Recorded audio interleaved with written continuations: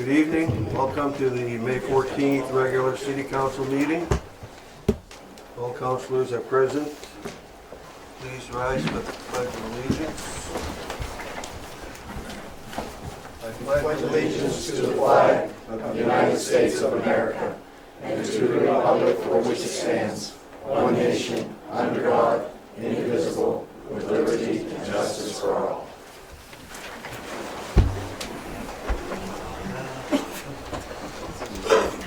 Public input. We have Mary Green from the Red Cross.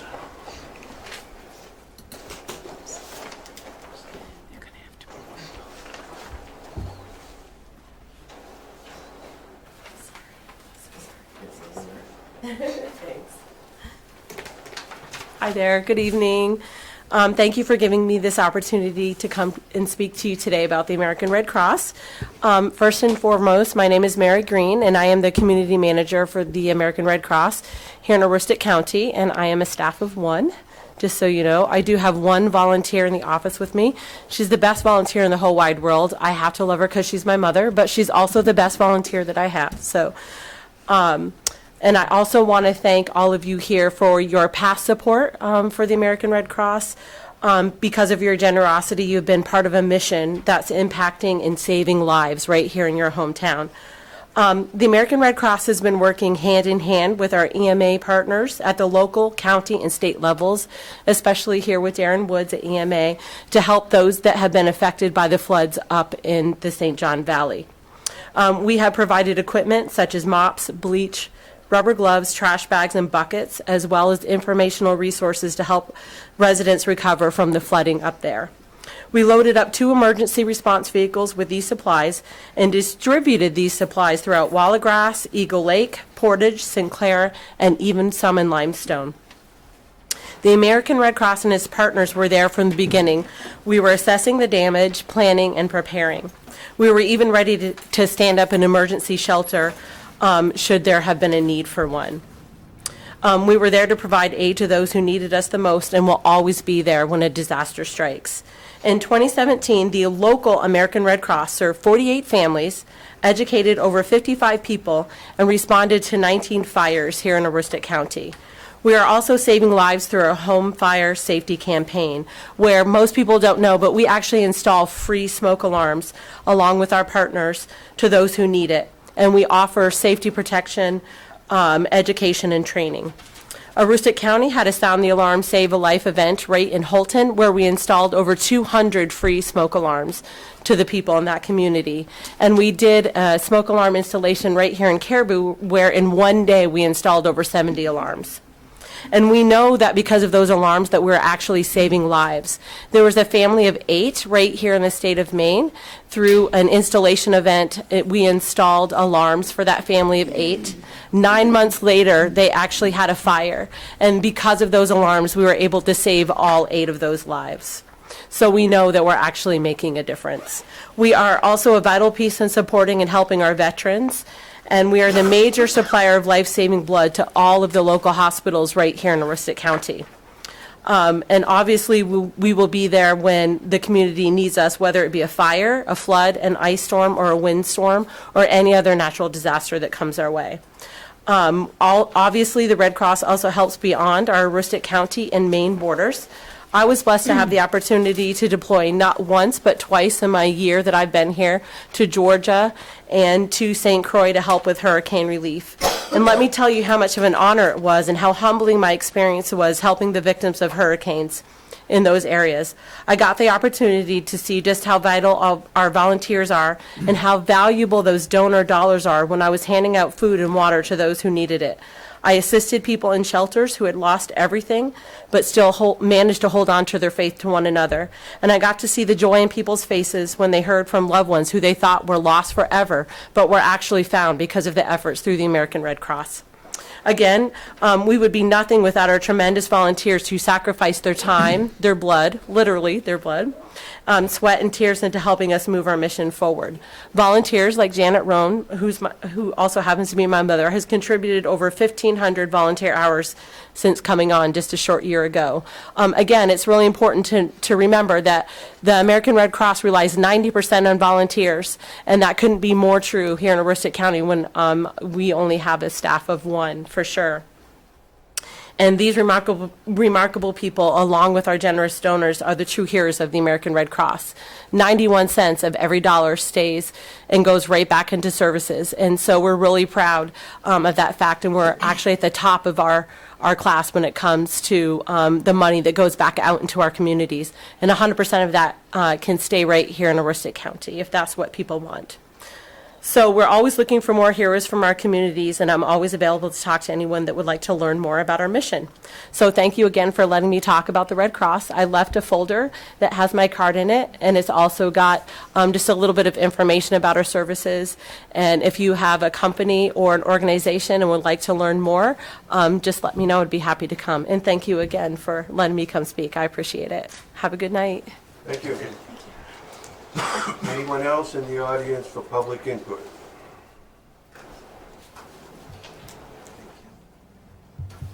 Okay, seeing none. Declaration of potential conflicts of interest? None there. Consent agenda. March 2018 financials and quarterly investment report. April 2018 financials. Minutes of the meeting of April 9th, rubbish renewal hauler permit for Crown of Maine, approval of liquor license on-premise extension for Northern Maine Brewery Company, and approval of warrant and notice for election for RSU 39. Move the slate. Second? Discussion? Yes. Do we get a detailed expense report later on in the year? We can provide you one if you want it. More detailed than this one if you want. Okay. Yes, please. Can I get one for next month? Okay. Thanks. Anything else? All those in favor? Approved. Appointment of election warden and deputy election wardens for the June 2018 primary.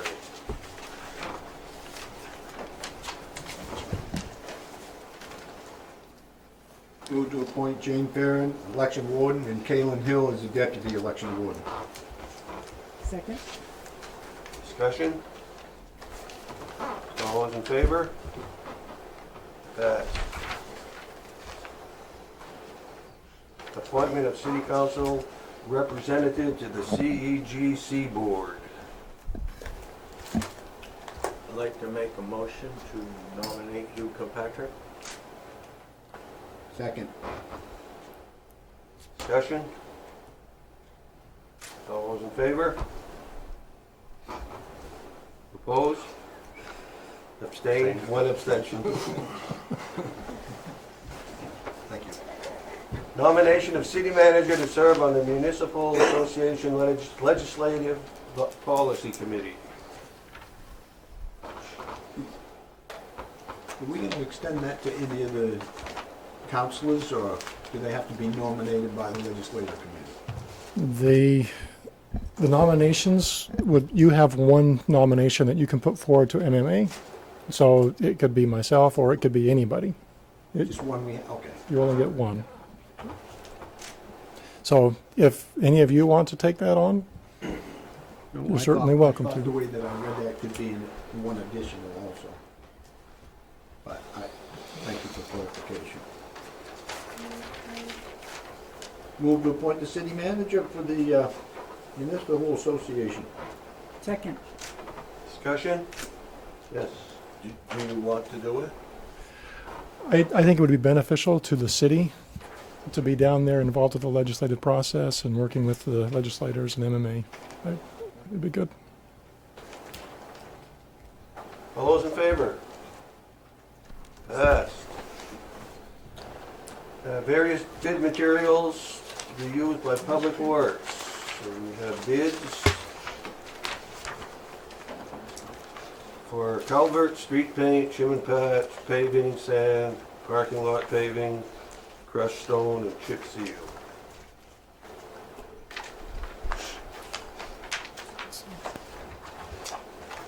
Amounts in red are the low bids. Then we have one for shim and patch, that the bids are the same. I would suggest that what is the suggestion on that? $65 for shim and patch. So what we're gonna do is, where we're the closest to, that's the place we're gonna go for the patch.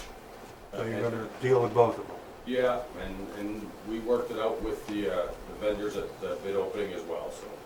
So they're okay with that? Yep. And the paving at $65, wasn't that $90 a few years ago? The highest I've seen it is 96 or 97. Well, that's good.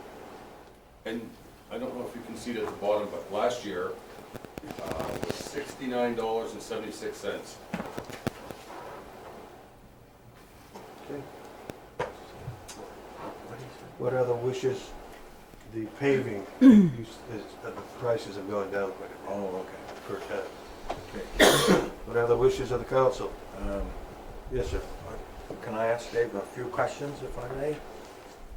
Bid result on the street paint, we only got one bid in. How does that bid compare to past cost?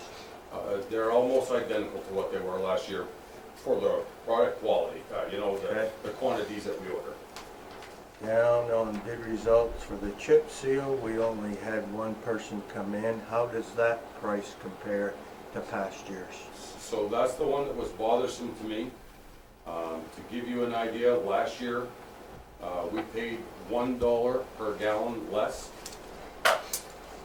than this year's bid.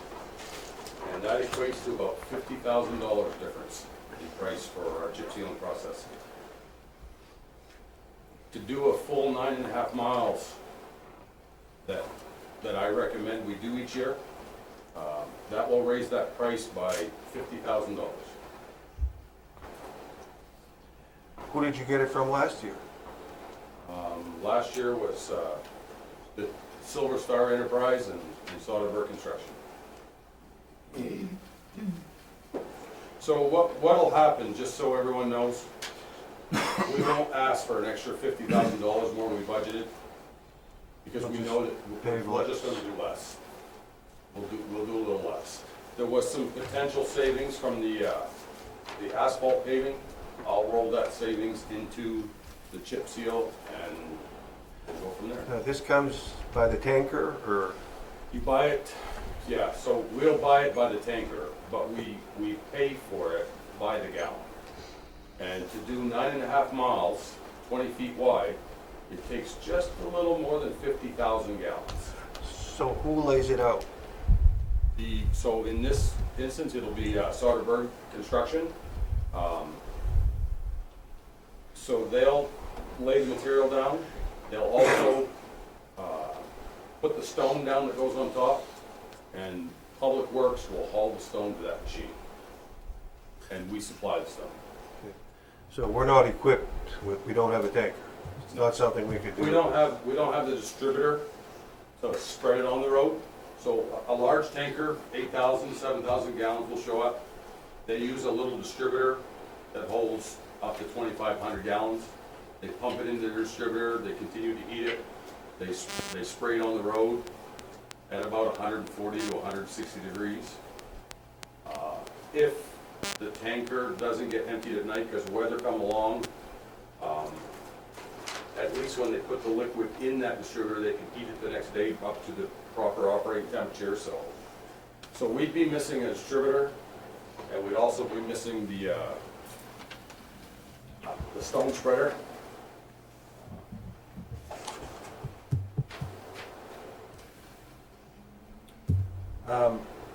When you send out these bids, Dave, so you have two here. Are those the only two people that are in our area that do this kind of service? Yeah, Okay. The next closest place would be Bangor. And They won't come up here I tried to send the bids to all that could be involved. I mean, I strongly believe in the bid process, so. Do you ever I don't know, get together with other towns on this type of stuff?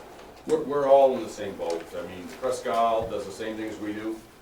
We do a little bit more chip sealing than they do, but they do a little more asphalting than we. Some of the smaller towns, they'll use the chip seal as well. But it doesn't change the price, you know? Does it? Thank you. So if you were in Bangor, what would it cost? Have any idea? I don't have no idea. I mean, and I'll be honest with you, I estimated $3.30, knowing that last year we paid $2.76. I know that both the contractors are from our town. I just was curious which one was going to be hungrier for the work than the other, and we ended up paying $2.76 a gallon last year. I knew that would go up. I know that the price of liquid asphalt is up. That's really what drives the prices in this stuff, is the liquid asphalt. Not so much the diesel fuel, but the liquid asphalt portion of it. But I didn't quite expect that high, to be honest with you. What other wishes of the council? I move that we accept the bids. Second. Any more discussion? All those in favor? Passed. That was the low bids for all of them. Yes.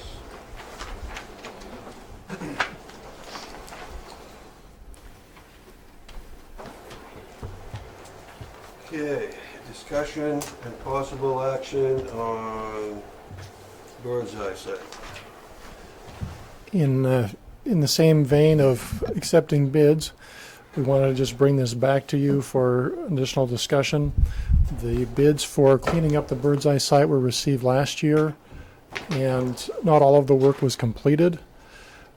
It was awarded last year to McGillian, and they were able to clean up Building 3, which was one of the larger buildings on the property.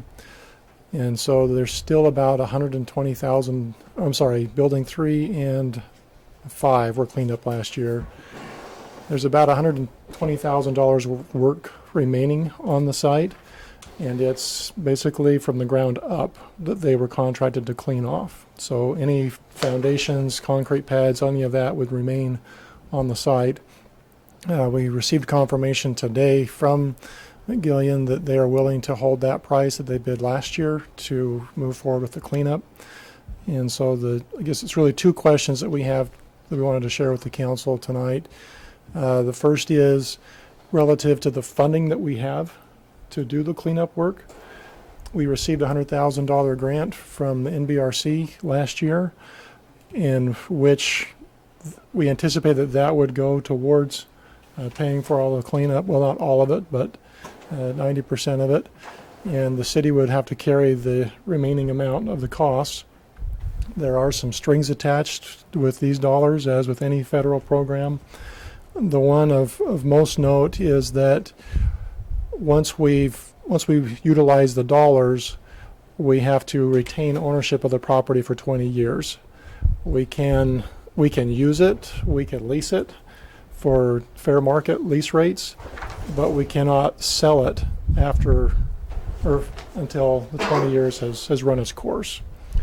And so we wanted to just make sure the council, what your wishes are on this, as far as are we okay moving forward and basically picking up an asset for 20 years that we try to do something with for that period of time, or do we find other monies and just move forward with the cleanup ourselves? We had, if you may recall, back in the budget process last year, we looked at allocating $100,000 of our own economic development funds to this cleanup project. And when the grant came in, we shelved that $100,000 for other purposes. But there may be some in-house money to do that with, and rather than using any of these dollars. So that would be the first question, is what do you want to do with the $100,000 grant? what are the odds that somebody wants to build a manufacturing outfit out there, that they'd be willing to lease it, not own it? Or can we make a contract that you lease it for X number of years and then we'll sell it to you? I mean, Yes. I'm just wondering if it would make it harder to reuse Whenever you have the city involved in the land deal, you add an extra step of negotiation and public scrutiny and process to it. So it's not an insurmountable hurdle, but in some ways it's a benefit because the person coming to town knows who they're working with, and they know that there's an open process and generally what some of the conditions might be. But on the other hand, it can be a negative because of the maybe extra drawn out process someone has to go through to get that property. But your suggestion of entering into a lease that may be a very low lease rate and after so many years they have an option to purchase it, we can certainly set those kinds of things up. So if we wanted to sell it, could we pay back the $100,000? That's what I was going to ask. So let's say 5 years from now or 19 years from now, when somebody wants to come up here and start a business, we could sell it.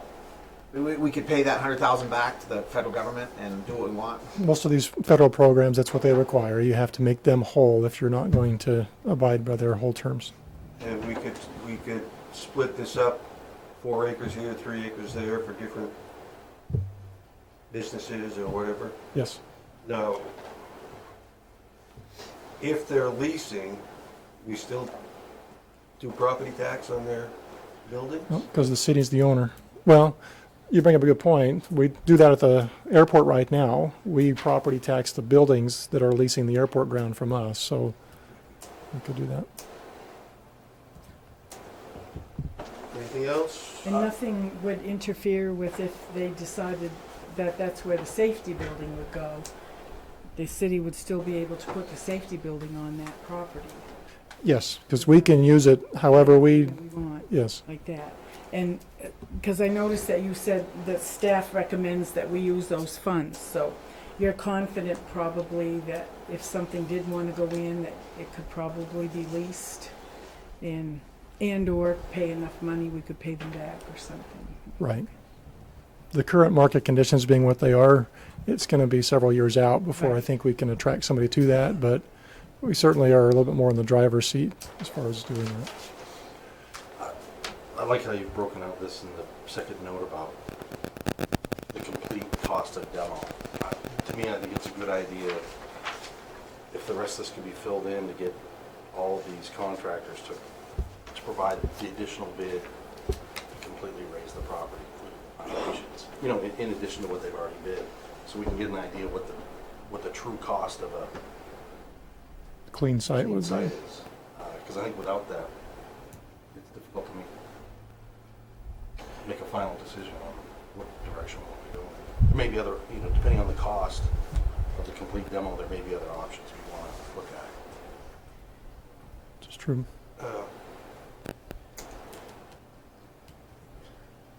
Those prices that McGillen gave us last year are not going to go down. No, that's not what I'm saying.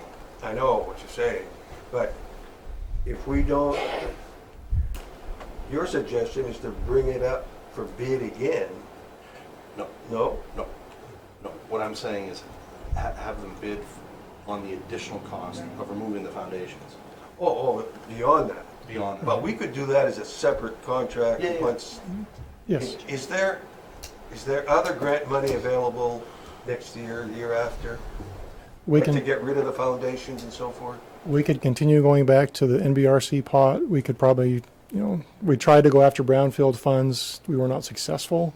But you can reapply again Yes. next year. We can reapply year after year for these funds and try to get more coming in.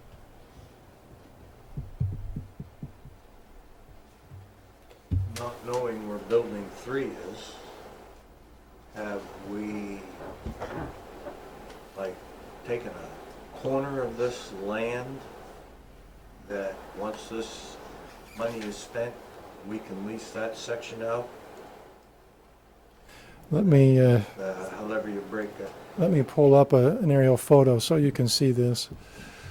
So this is the bird's eye site. It's much larger. It goes below the screen. Building 3 was the large building right next to the highway. And building 5 was the little shack just north of the building.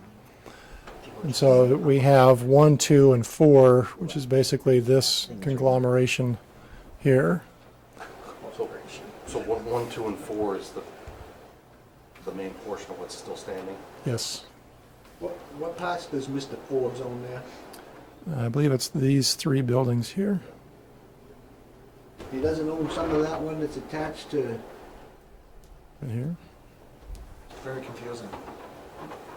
You got that map for the park? Let me pull up the city property map.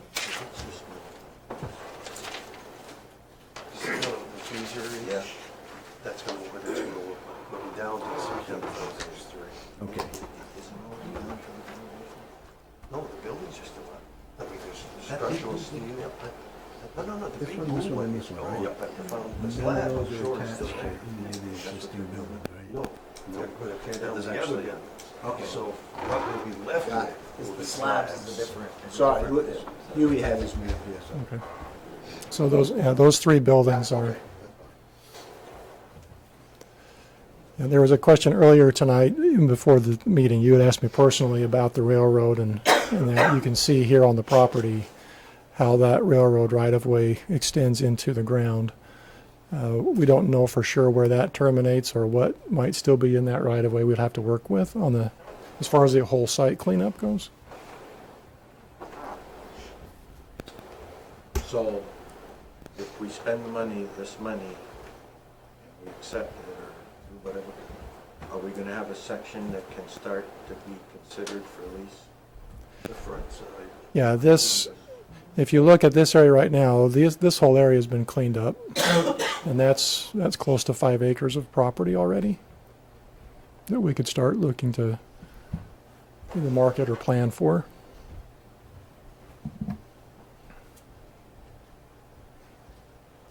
There'd be no property tax revenue, just with the potential for a structure, right? Right. Is it possible to split the property and accept the grant for only part of the property? We did ask that question, and the response was, even if you split it, the application for funding went in covering the whole piece right now. So the strings are already attached. But we haven't cashed a check, right? We Use the money. haven't spent that money, so technically, Right. did we? No, we Okay. haven't spent any of that money yet. Well, we'd like to. Yes. So you need to know tonight. Well, we'd like to get the contractor moving on it. It'd be really nice to have this site cleaned up before Bike Main comes through town in September. The contractors indicated they could have it taken care of by August 1st. So that would be able to eliminate that out of the city's eyes.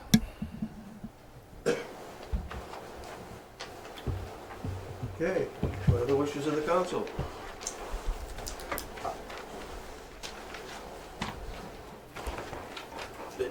It's my preference that we know what the true cost of complete demo is before we decide to tear down any more buildings. That we know completely what the costs are. But in my mind, whether the foundation is there or not, it's gonna look a lot better than it does right now. And it's gotta come down. I mean, it's it's been designated unsafe. We can go back right away. We don't have to wait for this work to be completed before we get those other bids. Right. So we could seek that bid price and bring those numbers back to you while they're on site. And we'll have a better idea of what those other costs might be, and could we roll? Per foundation, because maybe we can afford to do one this year. Right. I would make a motion that we accept the funds and complete the previously scoped work. I second that. Any other discussion? All those in favor? Opposed? 3 opposed. Passes. If you, This would be a subject to bring up sometime to see what the grand marketing plan is for this site, of where the total cost of this property, whether it goes out to bid this year, whether 1 or 2 go out to bid, but as of today, and start to create a marketing document for something, so as we spend monies, have a goal that we're all trying to go for. It looks like we get some money and then we try to figure out how to spend it. No, we've been seeking money Seeking money. to And that's right. improve Yeah, that that's line. right. That's right. But I'm looking for the grand picture at the end. and as I mentioned, we can put this right back out to bid again to these same companies and any others that would be willing to bid on it, and we'd have to just map out all the foundations and seek bids so we can get that information back to you. Okay, next agenda items, a public hearing. Ordinance number 1, 2018 series, modifying tax increment policies of the city. So this is the actual public hearing. Yes. Open the public hearing at 6:31.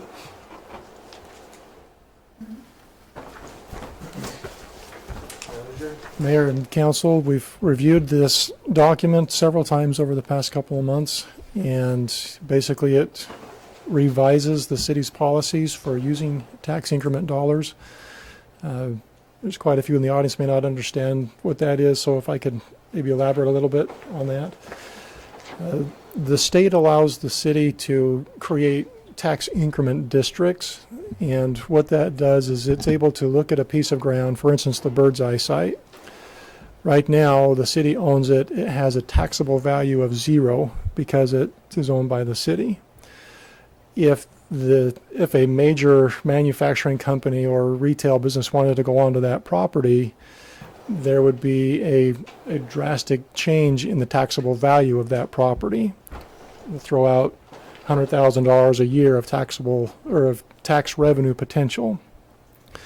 When a tax increment district gets created, the city is essentially able to take the $100,000 increase and earmark it toward economic development projects in the city, meaning that out of that $100,000, in this case, normally a portion of that would go to the county, would go to the school district, would go to the city, would go to the state. But once you create one of these districts, the city can capture all of the dollars and use it for city economic development purposes. And so this policy establishes the guidelines that the city will consider when or if it's going to even establish one of these districts, and how we're going to utilize those funds that get generated from a district. So that's, in a nutshell, what this policy addresses.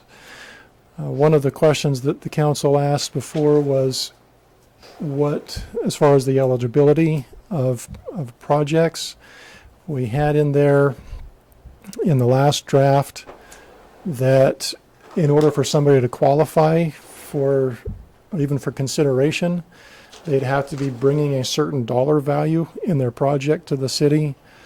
And so that was changed since the last meeting, such that if a project creates significant new tax value equal to or greater than $50,000 and creates or retains jobs throughout the cities, then they'd be eligible for consideration. And then we have the clarifier that retail projects specifically would have to bring a new tax value equal or greater to $1.5 million for consideration.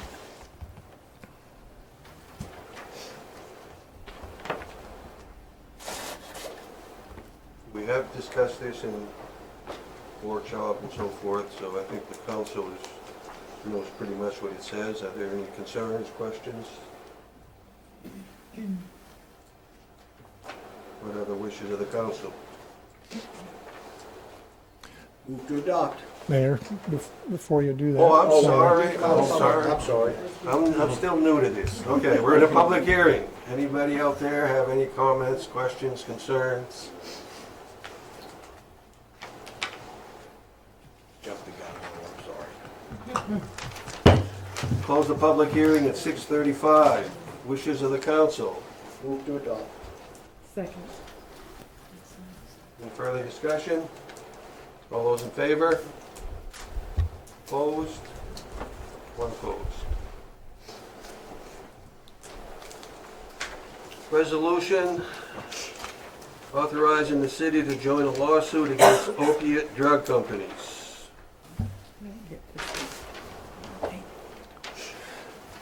Mayor and council, we were invited by the county administrator, Ryan Pelletier, to meet with a gentleman.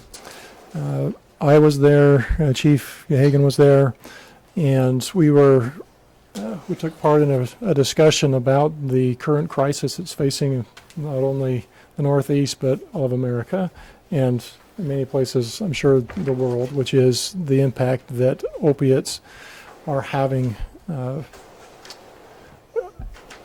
upon the whole population. And we've been invited to participate in it's a lawsuit that is targeting these pharmaceutical companies that have produced the drugs. And to basically sign on to this lawsuit, it would be a fee that we would pay based on any earnings or awards, I should say, awards from the lawsuit. So we wouldn't pay anything unless we were awarded some funds out of the lawsuit. There is a PowerPoint in your packet, and the representative for the company, Adam Lee, he's standing by. If we would like to get him on the phone, and he could walk us through the agreement and the presentation if you'd like. Maybe just to hit some of the highlights, that in 2015 over 300 million prescriptions were written for opioids, which is more than enough to give every American adult their own bottle of pills. So that includes hydrocodone, oxycodone, oxymorphone, methadone, and I don't see Chief Susie here to correct my pronunciation of those, or maybe you can, Councilmember Jarrett. But okay. Opioids have claimed 175,000 lives between 1999 and 2013. And from 1999 to 2010, there was a fourfold increase in opioid sales, which paralleled a more than fourfold increase in prescription opioid overdose deaths. And there's additional information from a national standard. United States prescriptions opioid abuse costs are about $55.7 billion annually. Of that amount, 46% is attributable to workplace costs, 45% to healthcare costs, 9% to criminal justice costs. And I should maybe say that the reason why the cities have been approached is not only the cities but the counties, and it's not only here in Maine but other states in the country, is a lot of that because of the criminal justice cost aspects of enforcement and having to work with crisis centers or jail time, our officers' times, new equipment that we might have to have, or training that we're responsible to have in order to test for certain types of drugs. There's a cost, and so this award, or the desired award, is to try to help offset some of those costs. In the state of Maine, they do have some statistics specific to Maine. I'll just highlight those. Drug overdoses or deaths in Maine. You have Maine overdose death rates continue to rise and remain above the U.S. average for most periods. And so you can see the line there in overdose deaths between 99 and 2015. And on the chart on the right, the blue line is Maine. The national average is the white line. And again, you can see the overpacing that is occurring in Maine. Additional information As far as treatment center admissions, you can see that that's rising steadily. The naloxone distribution rate of grams per 100,000 population, or per 100,000 population, the U.S. average there in blue, and the main rate. You can see there's a lot more distribution occurring there. What's the definition of a treatment center? That would have to get into the fine print.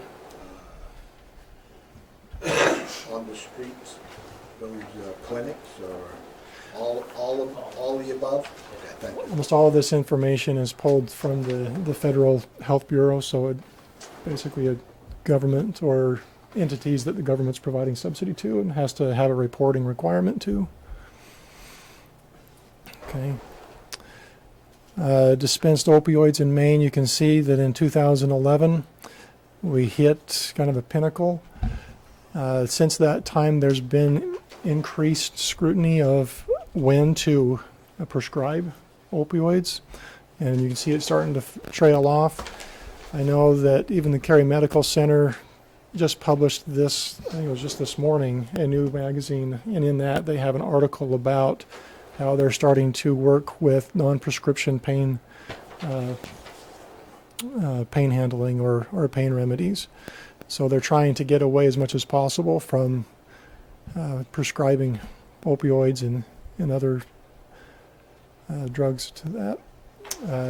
Dispensed opioids in Maine in 2013 to 2015.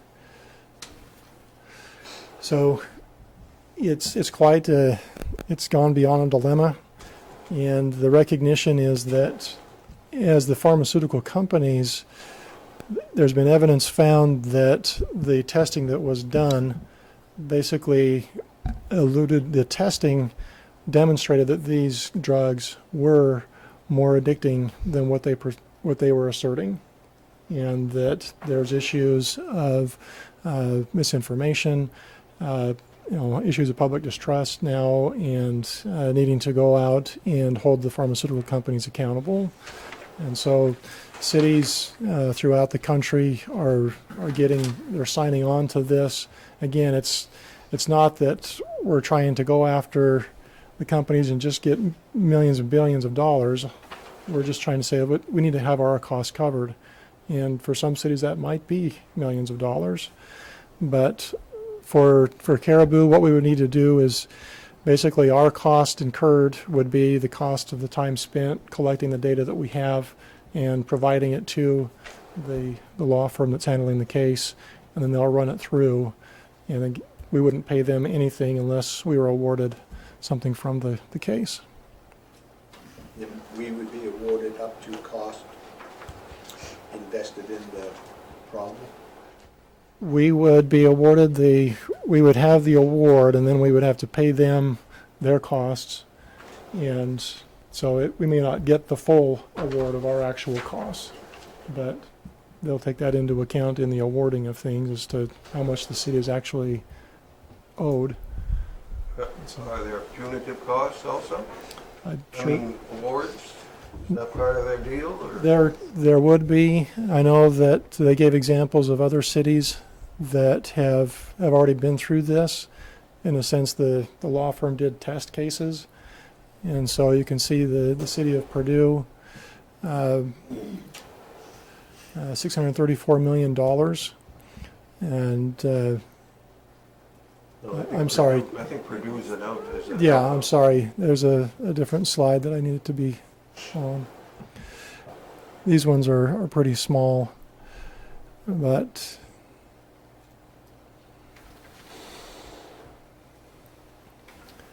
let's see.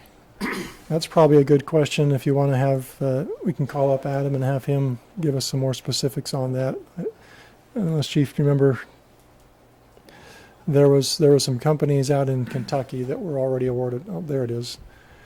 So $24 million. There was a settlement in 2013 with the state of Kentucky, and they were given $24 million as a state. And the settlement in Pike County, Kentucky, the county was awarded $4 million. In 2017, there was a settlement paid from Galena Biopharma for kickbacks to doctors in exchange for prescribing the fentanyl-based Abstral. And Santa Clara in Orange County, again in 2017, Teva was penalized $1.6 million, and also a settlement by Endo in 2016 for $200,000, settlement with New York State for misleading marketing around the risks associated with the Opana ER. So they've the test cases, so to speak, have found that there are damages that can be awarded. How much, we don't know for sure, would be coming to us. But we see here that Waterville's on board with this, Auburn, Bangor, Bedford, Lewiston, Portland, as the county, Aroostook County, and the county administrators. I don't know for sure. Did they sign it? Has signed on to it. Regardless, I see no downfall to, so we're not putting any money into it up front. There's nothing to lose.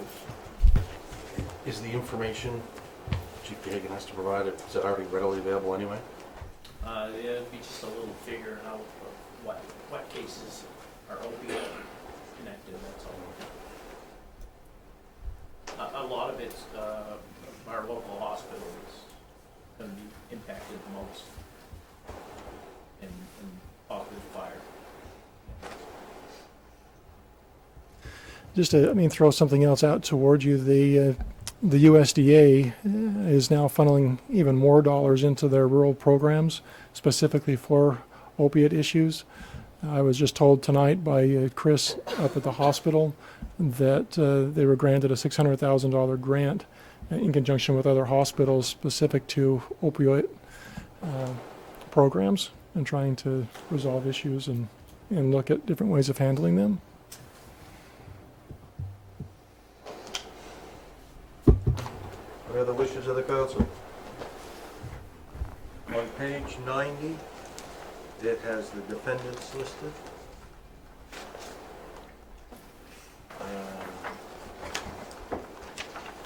Well,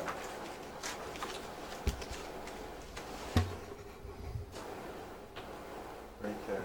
Okay. That's who they're seeking. Those are the manufacturers. Okay, they're not going, they're not, because in the presentation it said that possibly distributors would be, Well, there are some down here. they're not looking at hospitals, going after hospitals. They're not going specifically after hospitals, no. No, it's manufacturers.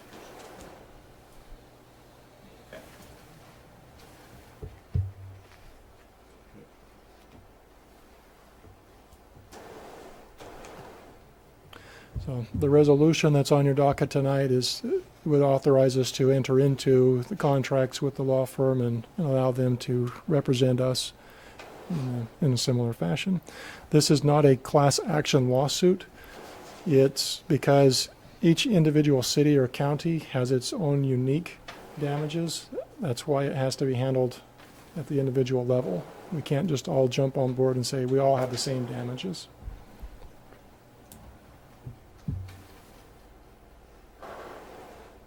Do we have a motion? Chief Gahagan, you're in favor of, I was, yeah. okay, I would move to join. We have a motion? Join, second? I'll second. There's a second. Discussion, more? All those in favor? Passed unanimously.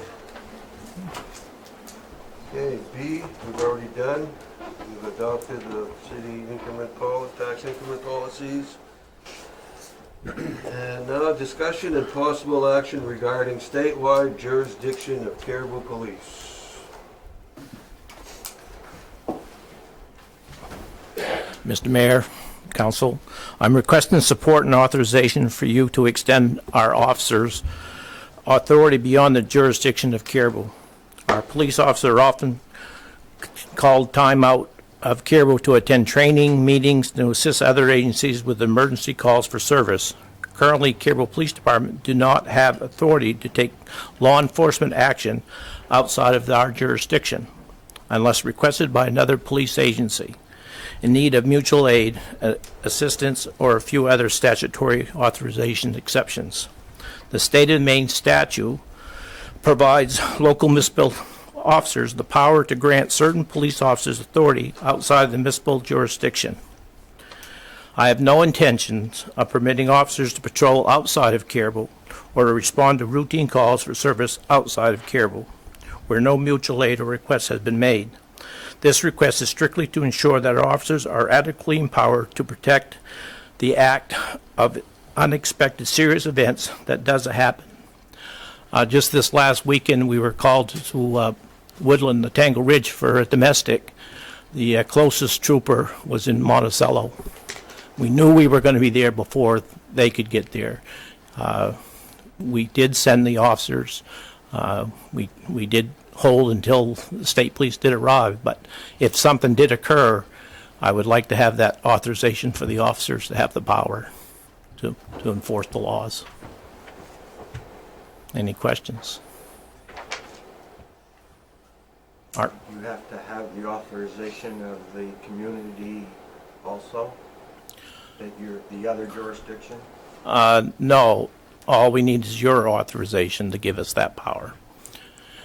Do other communities have do their police officers come into the Caribou jurisdiction and have authority? On certain cases, they do. They would always notify us before they would come in and do anything. So if we were working on a burglary or something to that effect, we've always had that power. We would call, like, let's say the burglary individual happened here, but the person we were looking to interview was in Presque Isle. We would call Presque Isle and tell them that we were coming there to interview that individual. I mean, be a case like the officers in the Bangor Mall or something. If something happens that he or she could do something about, but maybe Correct. concerned about liability or this or that. This just allows the officer to, hey, do what you can. Just example, a couple weeks ago when we had the Rite Aid robbery, the individual lived up in New Sweden. We had to have outside agencies set there for 2 hours for us to get a search warrant to be able to end up arresting the individual. So it would just allow our officers to also to be there in case something happened, to be covered by liability. Is this something you've requested in the past and wasn't granted? Or? No, I've never requested it in the past. We've always had a lot more help around, but I can see as time goes on, we're not having that. Plus, we're having incidents. Example is now our school, the action program, the ALICE program that we're going. The Woodland School has that program also. We would be the closest agency to the Woodland School. And for example, it's just like I said, the domestic, the closest trooper was down in Bridgewater. So those are the things that we're going to be there before they are. I just hate to see something happen and somebody get hurt and we were available. Now, if you send somebody to Tango Ridge, do you call another officer in, or are we? Well, that night we were adequately covered, so we had enough people. Yeah. Do we have mutual? No, we can't have mutual aid with Woodland. No, we have mutual aid with the other organized police departments, but it's the unorganized police departments that we don't have. It's. Do we ever get reimbursed for going to? It would be like mutual aid for the fire department. If I need them, they're also coming, and they're not billing me. Right, but Woodland doesn't have anybody to say. No, that's why I say we're not going to be doing that. It would be an emergency situation. It wouldn't be not routine patrols, or we're not going out there just to handle a dog complaint. It'd have to be serious. It'd have to be some type of violent activity. Anything else? What are the wishes of the council? Move to accept the proposal. Second it. All those in favor? Approved.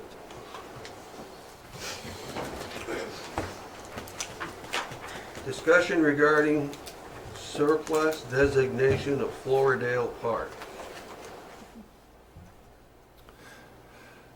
Mayor and council, we were approached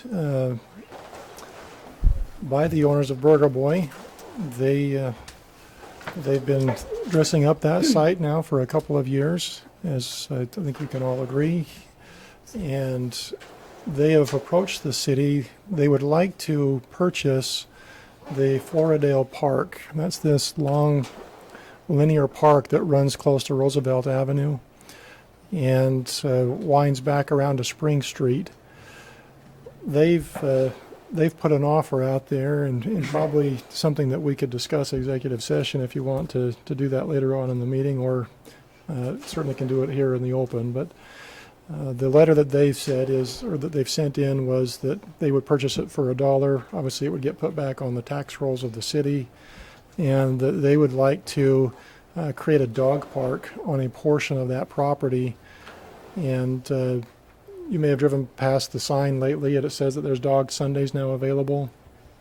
I'm not sure what's in a dog sundae, but tater tots and meat or something like that. I don't know, but they would like to create an additional opportunity for people to come and to experience Burger Boy and their services, and they see this as an attraction there, but also a service to the city. We don't have a dog park in Caribou right now. I know that our recreation department's been having some discussions recently with the. Gary, do you want to talk about that? A lady approached me a couple of weeks ago. She's a grant writer for the hospital, and they would like to write a grant for a dog park in the community.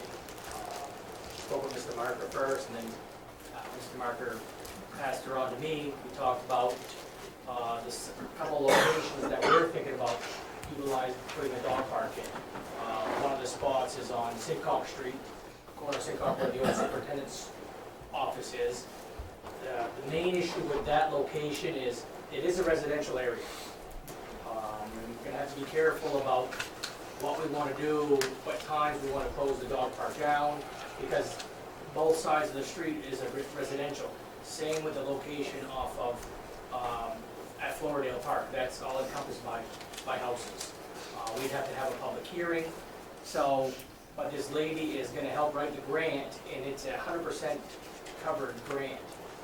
They would pay for everything that would go into it, including the fencing, the units that we would put in for the dog park.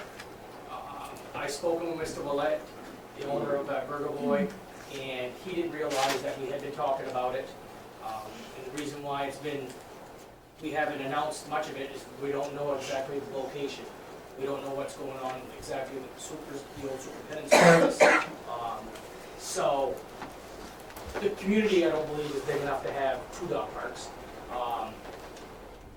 So he and I spoke. He has no issues with coming up with something else to utilize on that piece of property. He really wants to purchase the old Floridale piece. It doesn't, it's a nice park. It's a little wet most of the year. He understands that. But if we can, possibly sell it and put it back on the tax rolls, I think that would be a good thing. He's got a lot of ideas. He is young, and he does have a lot of great ideas that he'd like to utilize on this piece of property. So we are moving forward with securing some funding with this grant writer, and the application is due on the 15th, or the 16th, of this week. So I think if we can get a dog park that would be paid for through a grant, that would be huge. The new location that I've been thinking about with Mr. Marker is the park and ride off of Otter Street. We have a lot of traffic that goes in there.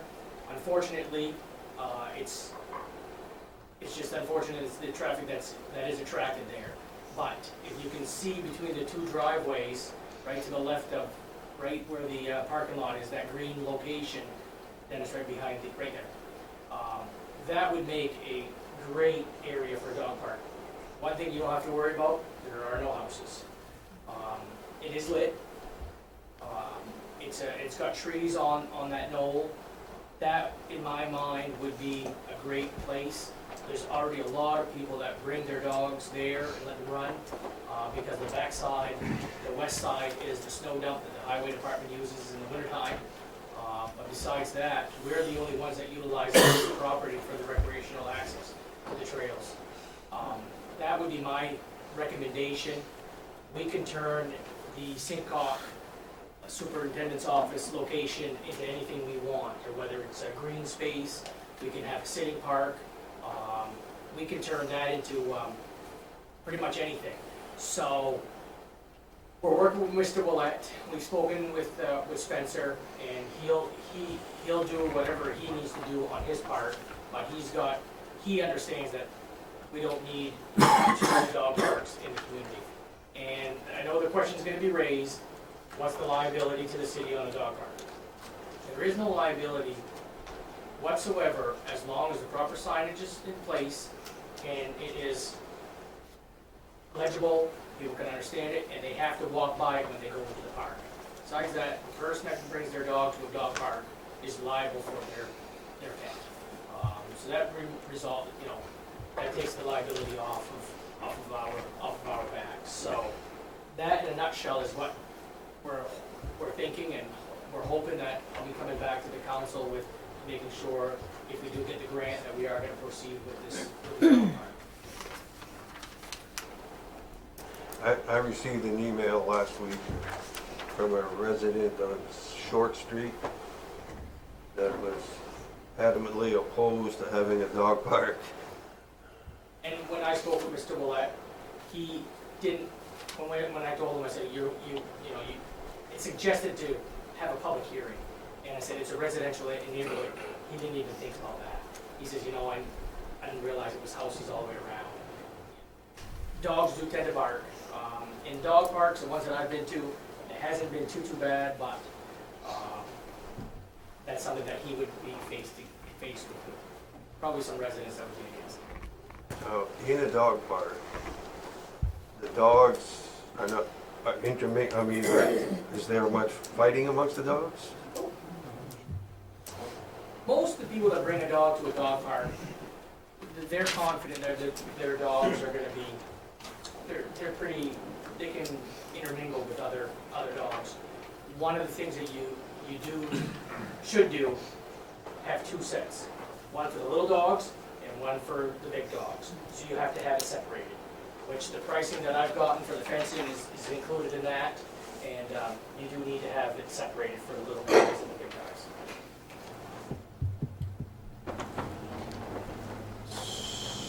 So, I do think too, he'd like to put some picnic tables down there and make a little picnic area and. well, Mr. Markey says it's a little wet, it's Yeah. a lot wet. He understands that, and he knows that he's going to have to invest some money into fixing it up so that he can utilize it. He understands that. And, one of the things he said, well, maybe I could put a ropes course up or something. He's very innovative, and I really think that we need to support a business owner like this in our community that wants to do different things. So I agree with Mr. Markey that Auto Group site Arter Street parking right. is probably a 10, getting a grant. Does Mr. Willett still wants that land regardless? That's Yes. So now, can we just sell him the land? Or do the neighbors? Do we need to know what he wants to do with it first? So really, that's why it's on the docket for surplusing it. You have to decide if you want to surplus it first, and then the appropriate thing would be to, in a sense, put it out to let the public know that it's being considered for that. Before we surplus it, we probably should look to see it's tax acquired, which I think it was, back in 89 or 89, 90, okay? And then if it's ever been put out for bid, because of our policy, we should put it out for bid. I certainly agree with getting rid of it and putting it back on the tax rolls. I definitely agree with that, and that would probably be an ideal candidate right there. But we have to probably go along with our established policies and see that. And there are also, that was supposedly, years ago, part of a development plan. Plan was never registered at the Registry of Deeds. And there's a paper street, I forget what the name, maybe Floridale Street to be exact, but that is still an unresolved issue for Mr. Staples, where he's selling his sister's property. So by all means, let's look about getting it out there, but let's just do it in accordance with the policies, and let's clear up any issues that there may be with the property to make sure that whoever does receive the property, they're not gonna end up with a, bucket of worms. Also, is the section, the large section between Roosevelt and Spring, on this end here, right there, is that a buildable lot, you think? Yeah. So, I mean, maybe that could be kept separate? I don't know. Just options to... That's the dry piece of the property right there. There's also, as I understand it, the sewer line that runs down through the Right, park. on the backside of the, right along where that property line is. Apparently, according to historical information, there's a street that goes through there, and it was to come out all the way through onto Short Street, but when they did Short Street, they put the buildings right at where the street would have come out there. So therefore, somewhere along the line, probably some stuff wasn't documented or not submitted for, proper recording, so there's gray areas there. And I think the lawyer recommended, coming back about Kermit Staples' question on Floridale Street, is to either discontinue what was there as a paper street and or abandon it, whichever. Okay, because initially we Right. moved to vacate. In June of last year, right before I came to Caribou, the city council took action to vacate that paper road Right. through that property, and I don't believe we finalized that process The yet. reason why it hasn't been finalized is the lawyer sent paperwork back to discontinue or to abandon it, because he can't find a Plat. development plan there. And I'm pretty sure a few years back, I know we talked about putting that out for bid, and I thought it was. We had looked at the parks. We talked about it. Talked about it, never We ne- made it it to never, the table. it never, No. okay. There I now, couldn't so remember. let's move on. Yeah. I know Jane has researched the city council minutes, and she can't find anything Okay, well, other I know than we the had road. talked, because we looked at all the parks, so we probably didn't. It's Lover's Lane. you said. Lover's Lane, yes. Lover's Lane, back in the Remember this 60s. discussion? And so I think certainly before we do anything with it, we'd want to make sure that the utilities district has a formal easement in place to protect their infrastructure that's in there. We can certainly look at splitting off that toe at the end of the boot for separate sale. And of course, following our process, we'd have to do that. Yeah, but you want to make sure that what we're doing can be verified, that yes, this in fact was part of, or so on and so forth. It's going to take some title research and probably some survey work.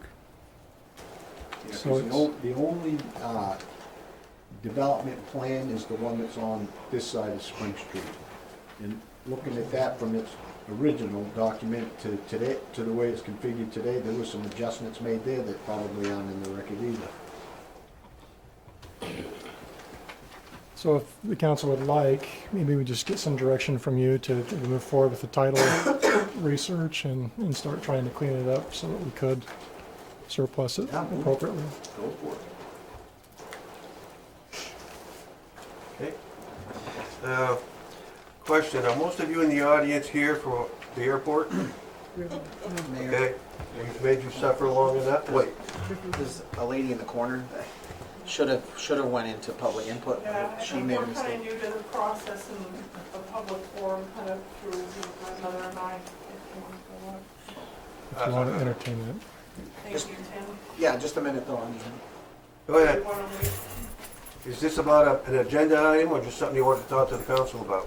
It's about my house on 4 Newton Avenue. I got behind on my taxes, and apparently the city took it over, so now I have to petition to pay the taxes on it and buy and take it back. It should have been done on up input, but she never jumped up. Yeah, Uh, didn't know when to jump up, so. I don't have any information on that. You don't have anything handy yet? Not right in front of me. I've got a letter that I got from the town. Yes, I know how much is owed, okay. $2,822.12. Yeah, and of that, I came before the city council in, I believe, June of last summer, and they forgave the 2016 taxes on that. And those that are included in that balance, I believe.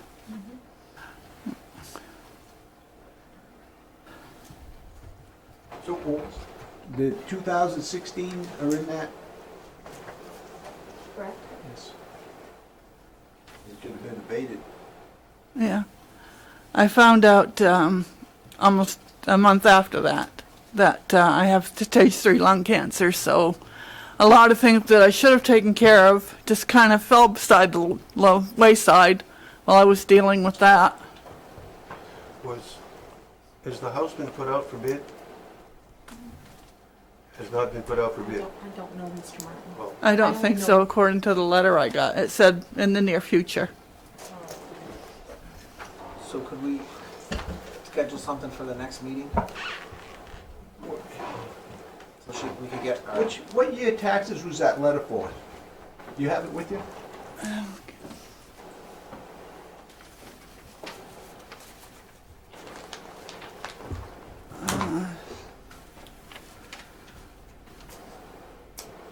It doesn't say what the taxes was. I owed like 118 from 2014, and then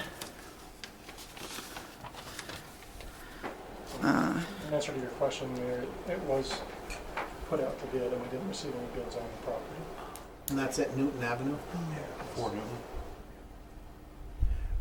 Well, do you have the money? I can get the money. I can go to the bank and get a loan. I have excellent credit rating, so there shouldn't be a problem getting a loan. Good. Anybody? I would suggest that you come in, you give the manager a chance to research what we did last year, Uh-huh. Make sure everything's come right. up with the price, and you pay it by the 1st of July. Okay. No, I can- what's it, 14th? Middle of June. Okay. I can do that. Oh, is that a motion?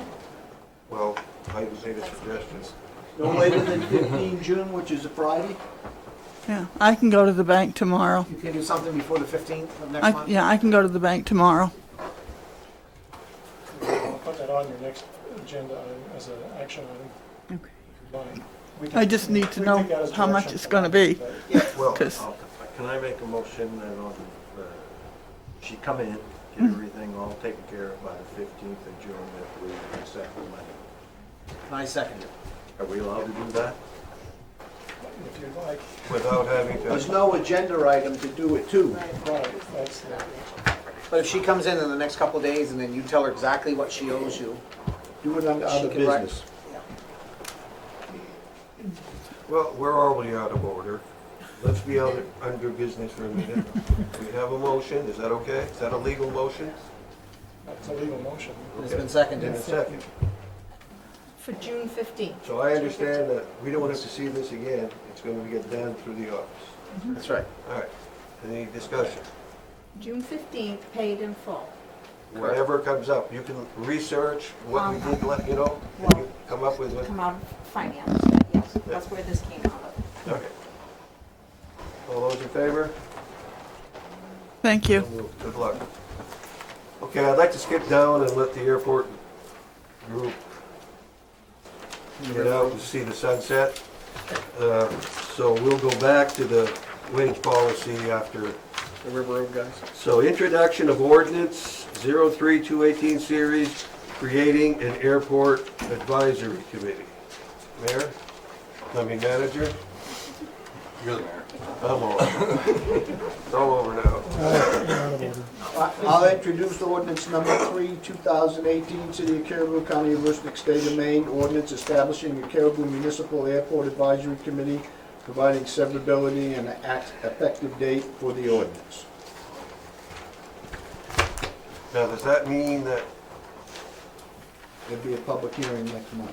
We'll have to have a public hearing on the ordinance, and you could adopt it after the public hearing. okay, so these people don't have anything to do until then? Correct. It's not an official city committee until it's adopted by ordinance. Okay. But you've taken the first step tonight to introduce it, to do that. So we'll have a public hearing next council meeting, and you people can have your say on what you'd like to see done. Most of them are here for River. Yeah, these guys are here for the River Road. Oh, they're here for the river road. I said that a few minutes ago. I said that a few minutes ago. Well, that's last anyway, so sit back, relax. Okay, so we're back to item, excuse me. I don't want to be a kinker, but are we forming a committee with this airport, or are we forming another department? The ordinance formalizes the department as it is now and makes it an official department. We're not anticipating hiring new staff and everything else. We're just saying we have an airport. There's nothing on our ordinances or on our books that says we have an airport. And so this ordinance formalizes that, and it also establishes a committee to provide input into the operational aspects. Like the planning board or the library board. Right. Okay, okay. How was it how was it handled before then? How did we survive all these years? Yeah, without I one? mean, we didn't. Again, I don't know how that, He wasn't here. this ordinance formalizes it, makes it so we recognize we have an airport and we're going to operate it according to FAA guidelines, and we have an airport. Okay. All right, Thank you. okay. Mr. Mayor, would you probably go out of order and take care of the River Road? Okay, since everything is where it's at, I'd like to go down to the River Road status at this point.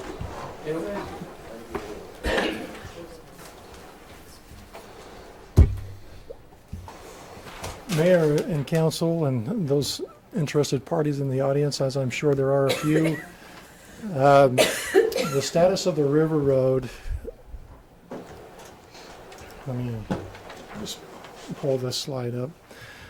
I've had discussions with the state today about the process that we have to go through to fix the road. We've been working very closely with the county, with Mr. Darren Wood there. Dave Willette's been working closely with him, pulling numbers together. We had an engineering firm, Sewell Engineers, go out, and they did a very cursory walk of the property with us, and they looked at it, and we asked them to get us a number for fixing it as best as they could get us. Their number came in at $1.5 to $2 million. We had Soderberg go out and look at it. They were the company that was involved in the Grimes Mill Road fix a couple of years ago, and he estimated $2.5 million to address the issue, and that is to, in a sense, rebuild up the embankment to support the road and to have it in place. The federal dollars that would be available, there's a trigger point in which we would potentially qualify for federal dollars, and that is a price tag of $1.9 million. The county's trying to work not only with us but all the other cities that were impacted by the flooding this spring, and to put one big package up to the feds to say we need relief and here's our price tag. As far as the city's concerned, we also have close to $50,000-$60,000 worth of damage to our trail systems, culverts being washed out, trails washing out, that we have also put on the list of needing to be eligible for some funds to help repair those. the process that we would have to go through, there's obviously the side of can we get money to fix these things, but like we talked about earlier tonight, anytime you have federal dollars, there's strings attached to it. And in these particular cases, one of the strings is you have to follow a procurement process. The process you go through to decide who is the engineering firm that's going to do the design work or do the investigative work, who the contractor is that's actually going to repair the road based on the design work. We have to follow a process to go through that. So my conversation this morning with Naomi at the state was, what is the process so we can get started now? We'll follow the process ahead of getting any funding. And if the funding comes through, we don't have to backtrack. We can demonstrate that we've followed the process accordingly. And so she indicated that if the city doesn't have a procurement process itself, then we should follow the state's procurement process. And theirs is, if the work is going to cost more than $10,000, it has to go out to bid.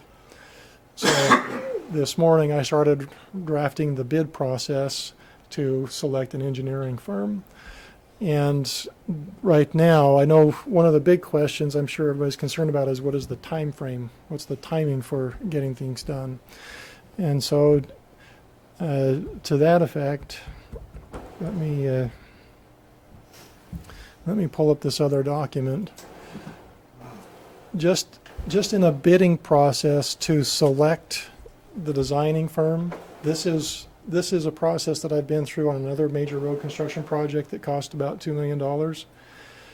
If the city wants to follow this process, they can. If you want to streamline it, we can. But what you'd be looking at is putting an advertisement out into the Bangor Daily News for this Thursday's edition, advertising for 2 weeks, so you can get a broad interest. And you would have a mandatory walkthrough of the site with interested companies on the 31st. They'd basically have another week to finalize their proposals. And those proposals, the way this is drafted, it would be their proposals they would basically demonstrate their qualifications, other projects that they've done similar to this, so that we can look at their experience. And there would be a component of cost incorporated into it. And so they would turn those in by June 7th. We would meet June 8th as a selection committee, which I anticipate could include 1 or 2 council members if you'd like. And also would recommend the CUD have a representative on that selection committee because it's going to be impacting some of their utilities as well.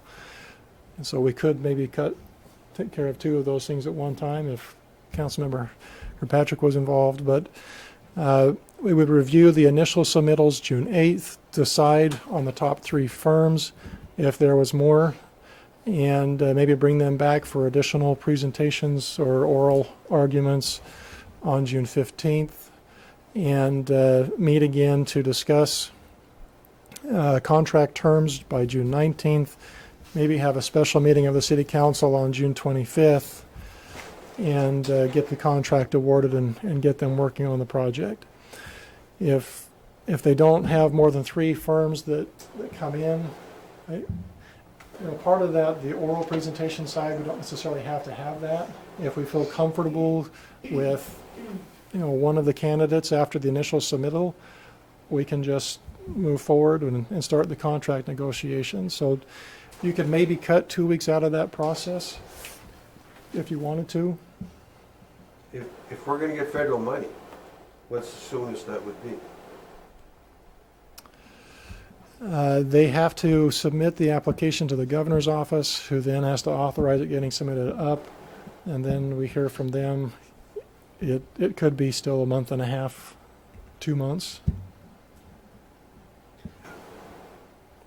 But that's before we even know we could get it. All of this project would have to be paid by the city and reimbursed by the federal dollars. All right, now the big question, where does the city get the money? What we would do is we'd have to create a separate reserve project line and just keep track of all the costs that we incur and submit it for reimbursement if we're awarded the funds. Oh, but we don't have $2 million sitting Right. here to pay the contractor, then, okay, pay us back. It becomes a cash flow item, and so we'd have to tap into the city's reserve accounts. And we'd have to make regular reimbursement requests from the feds so that we don't overrun those.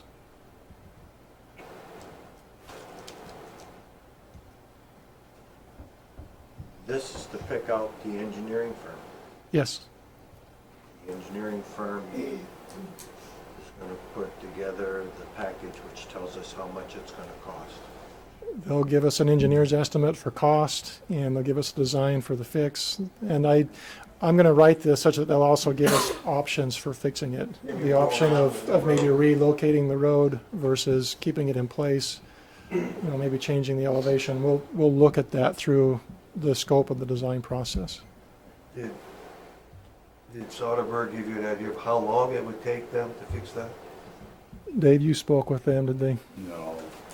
So it is so early in the game that without having some foresights, knowing what there's for material, they don't even really know what to do for a fix. Right now, the four houses mostly impacted, they can get in and out?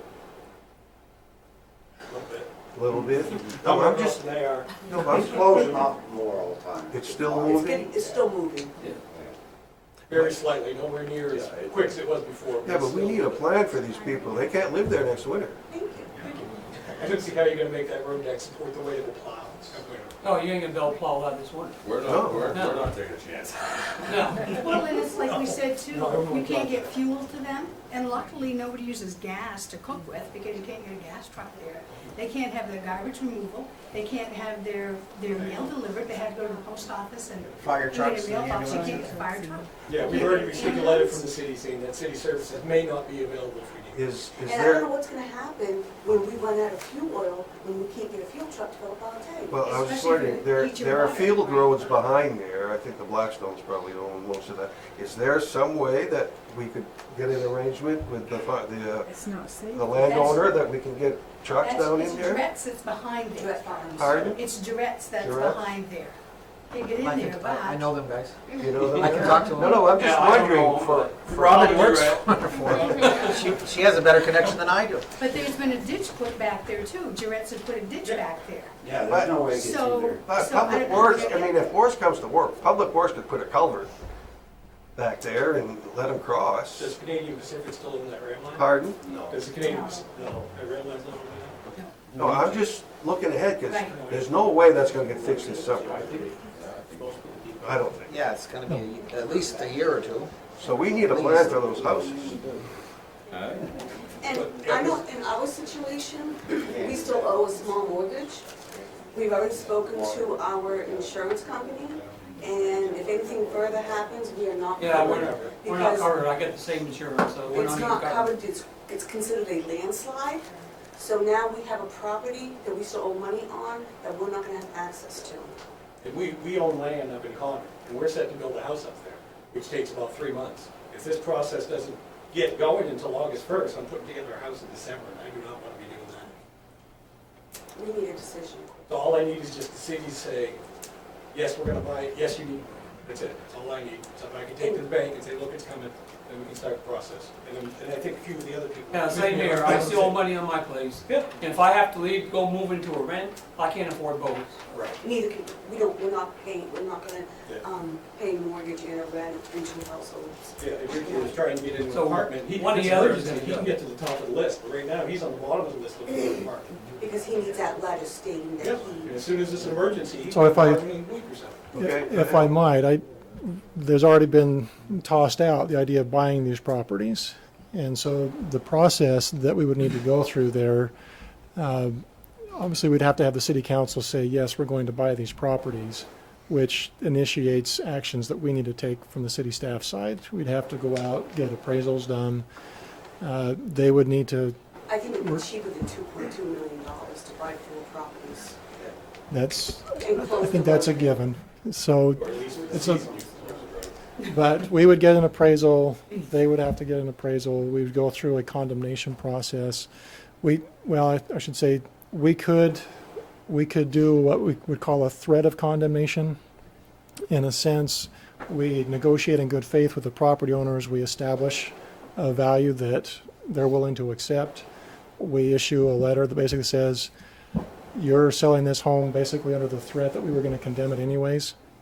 And in a way that provides some tax relief to the property owners because of that arrangement. If they don't sell, then, and we're still going to go in and buy the properties, then you go into the full condemnation process where we do the appraisals and basically putting it into the court's hands, eminent domain, right? But if the council is willing to say, go sit down and start negotiating, we could do that. Kind of hard for me to make a decision on stuff, but I mean, are those properties so close that they couldn't fix the road without removing those houses? We're right in front of it. Yeah, I mean, that's... And then you get the sewer line. Pardon? There's sewer lines right on that road as well. No, I'm just wondering if those homes could stay there while we're fixing and then be back where we were, and I don't know that. You know, the only thing too we have to stop and think about is look at the microbursts that we've had these last few years. With the rain and stuff, there's been a lot of microbursts that's gone through the river road. These last few years, they're taking a lot of trees. There's a lot of trees on the riverbank that right now that's holding the riverbank up.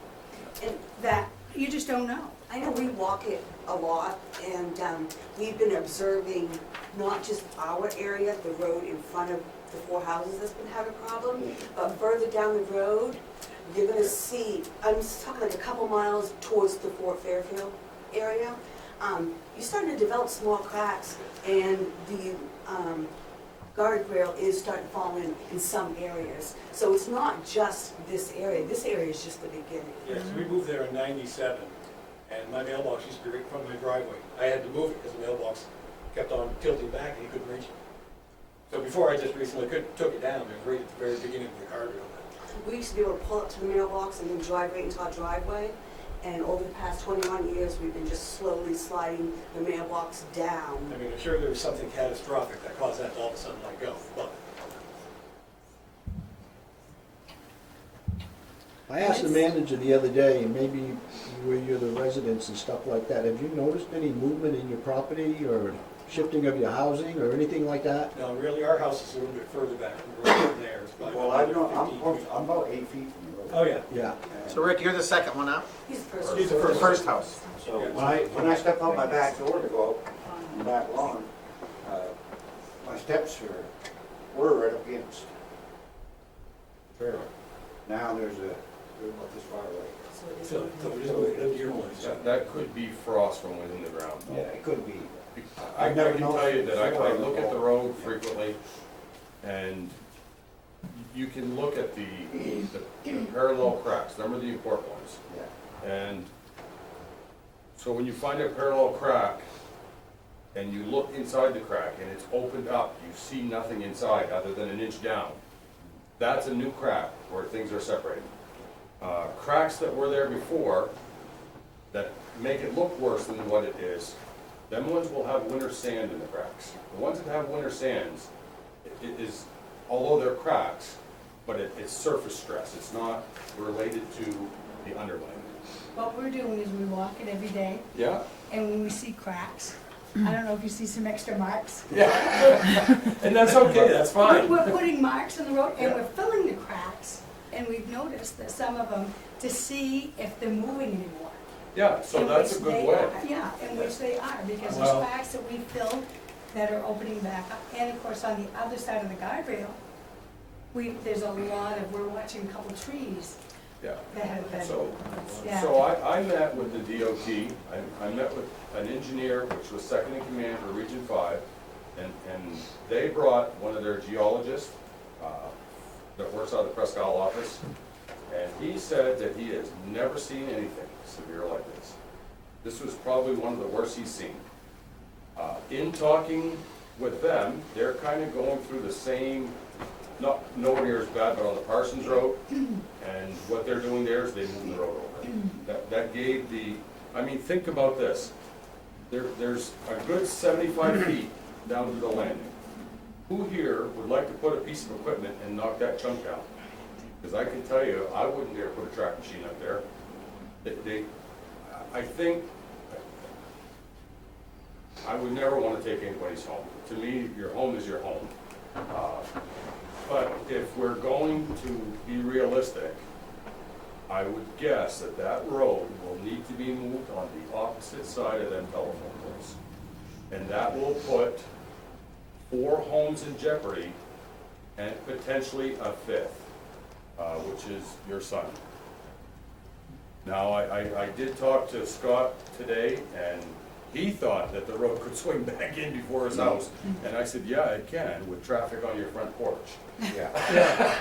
I mean, we moved to the country for a little bit of privacy and a little bit of room, and I think moving that road, so there's a good start right there. So this is property number 1. You can see where if the road was moved, so right now the poles are on the right-hand side of the road. If the homes were not there and the road was moved, so the poles are now on the left side. That way there'd be no crown in the road, so you'd be. Well, you'd still have to excavate, because you can't build the road on top of the grass. Would that be enough? No, but I'm just talking, not the way that it was, it had such a crown. Yeah, that's right, it would, so now, one of the things that they all agree is that the road could be lowered. If there was no property owners there, you could lower that road substantially, which takes away the potential for any future slides. The second thing that does is, there is no room to work, and that's the hard part. With the homes there, you cannot lower the road.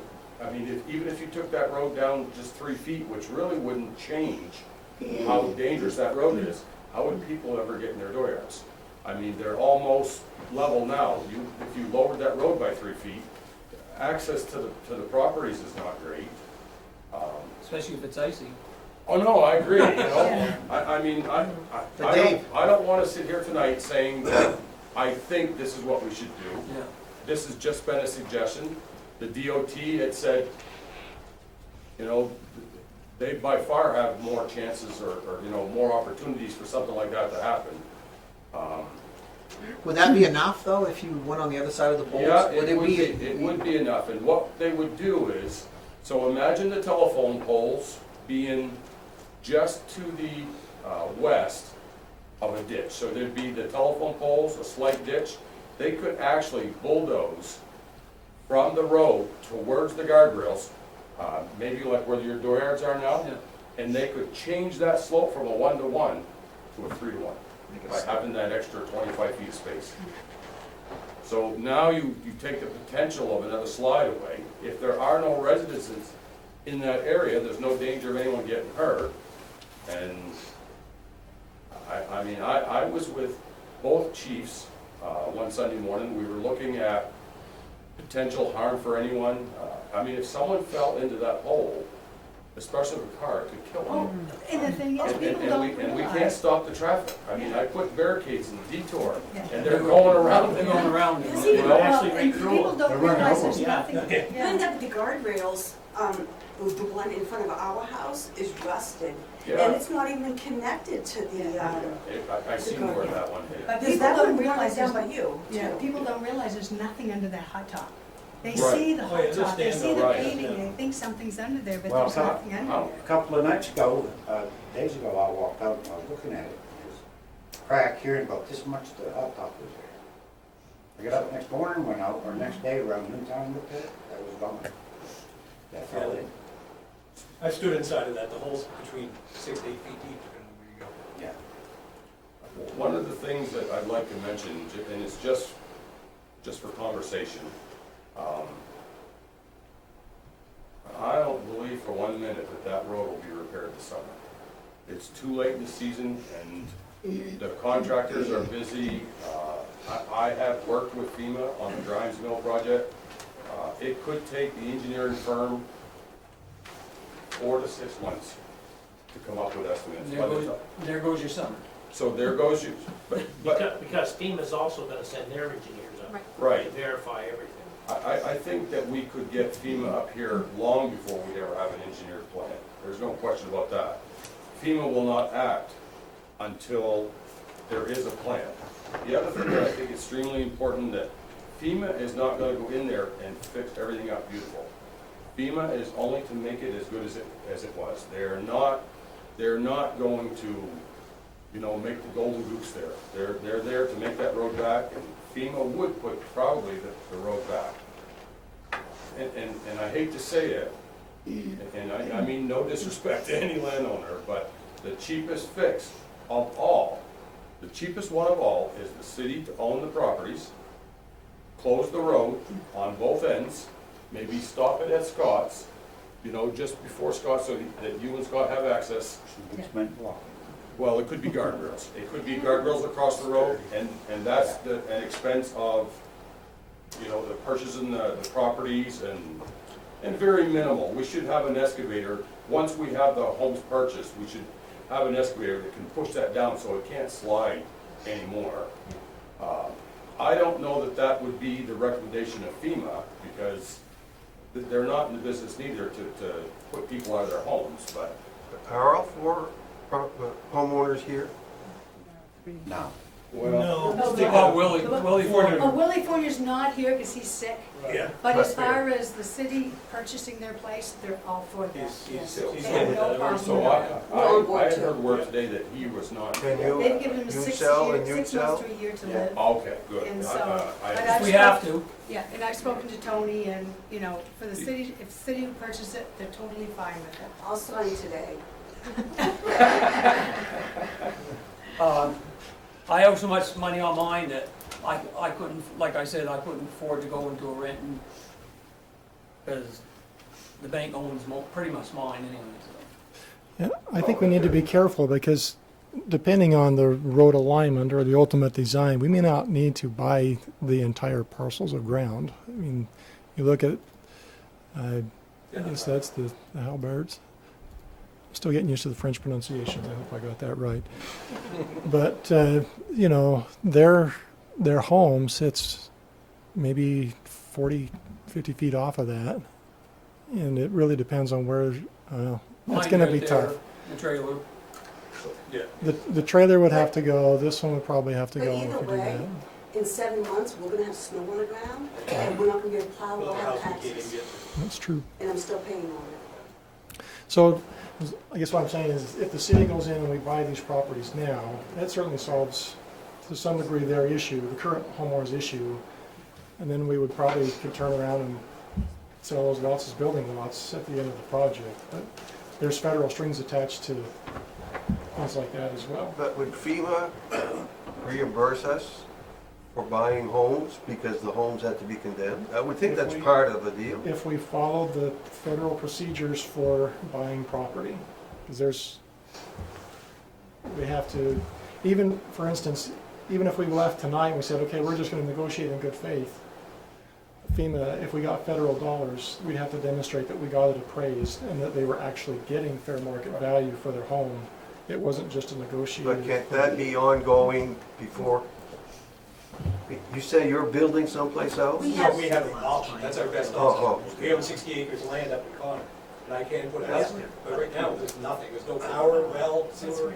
Well, I think we'd have a condition that you have to rebuild in Caribou. I've been looking, I've been trying to find a rent place to move to. I can't find them. I've gone through all kinds of places. Well, we have, okay, so looks like we should go through this whole engineering thing. But we have to let these people know that we're gonna take care of them this winter. If it's, I mean, what else? I mean, if we can't plow to your place, then you shouldn't be there. So what are you gonna do for us? I mean, put us up in a motel for the next year? Oh, don't forget my dog and my cat. Yeah. Well, no, but I would think we would know by August, September, what the deal is. That's not enough time for us to build. We need to know sooner. Like I said, No, well, maybe we put you in a rental for the winter, a house in town. I mean, but it's hard for us to make a decision on, no, we let's understand, it's buy. only been a little over 2 weeks. Yeah. Yeah. We We don't have, expect you to have a we plan. can't make a decision because we have no control over this, so we're at your mercy. All of our futures is pretty much parked. We We can't have do no idea what anything. the future holds. None of us do. Dave? See, last year, I think at this point from the city, and I, you know, and for everyone that's interested, you know, everyone has a concern. But I really think that we need to get an engineer firm to assess. And he may look at it and the first day say, there's no way you can do anything with that, you're gonna have to have them homes. He may say, oh, no, we can fix that right there. We're just guessing. I would say, let's not guess. Let's get an engineer that knows more about it than us and go from there. I really think the next step is an engineer. But we will take care of you. Seriously. Yeah, I And figure if there's a way through the field roads this summer to get, I'm not worried about the summer. well, no, if you need oil or you need whatever, or, Dave, can I ask you a question? Because he talks about going through the field roads and stuff. Up the field entrance that goes into Durette's Farm, that's not safe That's, up there, no, is it? that's close. That's just So- like, it's just like an uphill. It is, it's right uphill. And So- Mr. Jones had just asked me about and it's not going stressed around for the fuel backside. trucks, I wouldn't get a Right. fuel truck. You'd like almost that. have to come in off the Fort Road and Yeah, come in the back and come But down. there's no But access. no There is a line fence that'll hopefully be busted through. But keep in mind, as the city, we should not be going on field roads of a farmer to make a road for Right. these people. Right. You know, Not to mention you're contaminating potatoes. yeah, so there's numerous reasons why we should not be doing that. Right. Um, Well, plus all those fields out behind those houses currently, Durette's can't get to them to plant them. Right. So, I think they'd like to be doing that right now. I did see it going through today. Don't worry, they'll go. No, They They went through. They're gonna go. They went through. They'll come from the other way. So, while that picture's up, if you. No, you got Paul Terry You might down, just you want it follow in up, there. just point at something. You know he don't own it, he So- says he did. So I was called this morning from one of the residents, asking if we could barricade off the road because the traffic. Heavy traffic, pickup this weekend with a big load of stuff and, Yeah. and there again, so we have it barricaded on both ends. So on point A is closest to the river, we'll call that A, and we'll call down by the Goves point B. So at point A, I have 3 barricades, road closed, they can't even get around them, but they move the barricades they drive through because curiosity, everyone's curious. In doing that, we have the Durettes closed off that they cannot get up in their field road to get to the fields in the back, because our barricades are back here. If I move the barricades up here, we have a section right in here that has slid by 4 inches. Yeah. So really, do we want to let harvesters, do we want to let loaded 300-barrel trucks go on that section?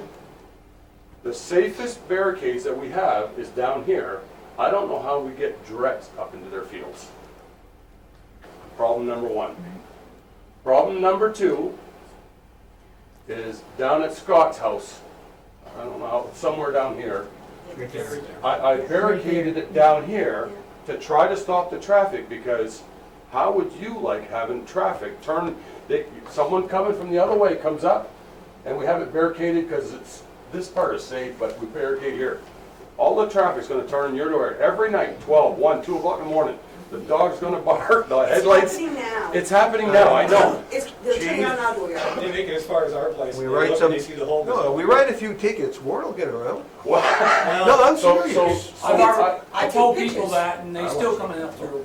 We've been sending plates to the PD on the Facebook page. Dave, for I know, weeks. Mr. Hooey's farm, So I don't know who them are, but, Mr. Hooey's got a The farmhouse. old Seaway Farm. okay, yeah. Just by the tracks there. They could, Durette's walk through his farm. And right there, the field's right there, all you gotta do is go across, you just gotta fill that one ditch. Yes, but wait a minute, he's got And he another, can get there's in. another field between those two. That's another landowner between Hooley Yeah. and And- Durette's. And that can be Well, who is farmers, you know, Rex? they're going with traffic that, No, there's another farm that's there. I got a, But I got a anyway. question. You got the barricades at point A and point B. yeah. Do we have signs at the head of the road Yes. closed 6 Yes. miles Yes. this way? Yes, they miles do. that way? 24 by 30-inch signs. Yeah. Well, we did it early, I know, so I. Yeah, I did it right off. So I noticed was on a Sunday morning. The PD got a hold of me. They said they were contacted by Mr. Terrio. I went out, and at that point, the crack was 2 inches wide, and it had not separated. In the course of a week, that had dropped 5 feet in the course of a week. Well, So Dave, that day, at noontime, you measured 42 inches. Yeah. 2 hours, we measured 52 inches. Right, so that's, it's going slowly, you don't see it. I can hear the guardrail snapping, I can see where it has snapped a couple of the bolts. I mean, but back to the barricading, we have it barricaded off, but these 4 residents need to get out somehow. And it was decided that Mr. Terrio, if he went towards A, it would be safer than going across the deepest point. So how do you barricade something down here that he can get out, but no one else can get in? You can't. You can't. That's right. So down here at point B, we have it barricaded so that these 4 residents, well, 5 and 6 if you count these 2, we've left them room, they can get out beyond the barricades. But so it's really these 4. We need a way for them to get out, and when I leave that for them to get out, anybody that can get out, they can get in. So it's a real dilemma that it was suggested that maybe between resident number 1 and resident 2, we could barricade it here, and that would force him out this way, but that makes me leave that open and all the traffic is in this bad spot. We don't want to do that. If I move and permanently, I mean, I could go there tomorrow and dump 2 loads of gravel on the road, and it would take a 4-wheeler to get over it. If I do that here, beyond Mr. Terrio, and say, from now on, you go out the other way, that blocks the road for anybody coming this way. They're not going to move barricades anymore. I could actually have done that down where barricade A is now. But what happens when someone drives up in here, and because of the hill, you can't see beyond it, and then I have it barricaded at Mr. Terrio's place. And they strike it at night or something? Well, they strike it, or either way. So they have to back out now. They've been warned. They've been warned, and we can talk about that all the time, but it doesn't fix the problem. And I don't have a real solution, and I apologize to all of your residents there. And that's not even counting, I mean, there's some individuals who have serious medical issues, who may need an ambulance, and there's no road to get an ambulance. I believe that ambulance can get up to... I don't see any no, ambulance. they're all, you mentioned on the No, radio that that doesn't make a difference. all living there. What's Nobody has moved out. Mike had mentioned on the radio that they've moved out. Nobody's moved out. They're all living there. Okay, I think we're going to need an engineer to tell us what's going to happen. As soon as possible. As soon as possible. Whatever you think that process is. At this point, an engineer's not going to go out there next week and say this is what needs to happen, because they're going to get a geotechnical firm to come out, and soil scientists, and they're not going to give you any firm, solid, here's the numbers and here's the solution. Well, unless, how do we get A and B done without committing? A plan to fix the road. And B, buy those homes, and close the road. But we don't want to do. We need to know what has to be done in terms of feasibility of at least a couple of those homes. They'll have to go regardless, probably. They're too close to the. whatever happens, if it's going to be a short-term relocation of these residents, that's the city's costs. So if they put up in a hotel for 4 months or a rental home, that's something that is part of the project costs that we would have to look at. And so it's just a matter of how soon we want to pull that trigger. You know, some of the individuals may want to say, if you're going to buy me out, then or relocate me, I'm just going to start building now. Give me a shot in the arm with some cash to go do that. But we need to know if it's more feasible for us to buy all that property and close that off, or do we fix it? Those are two separate problems. Well, what's the tax assessed value on those 4 properties combined? Well, we can determine the assessed value, but again, if there's the potential of federal dollars, we have to go through a fair market process of determining. Either way you do it, you gotta buy that land anyway. You gotta buy the full price. We don't know that for sure. It's just the process that you have to go Buy the through full price if there's the now, potential. you can go a little bit. There's no There's also the question of, No, we could order appraisals tomorrow, and let's find out all the information we're gonna need at whatever point as soon as we can. I guess is the only thing. Is there any way that, I know you're gonna start this, but maybe somehow have another meeting with the residents, instead of us waiting for another council meeting for you to put it on, if you have some information so that everybody's on the same page. It's not, that she said, he said. All of the Guaranteed, we residents will email you need to have a daily. meeting, once you find out something, once you decide something.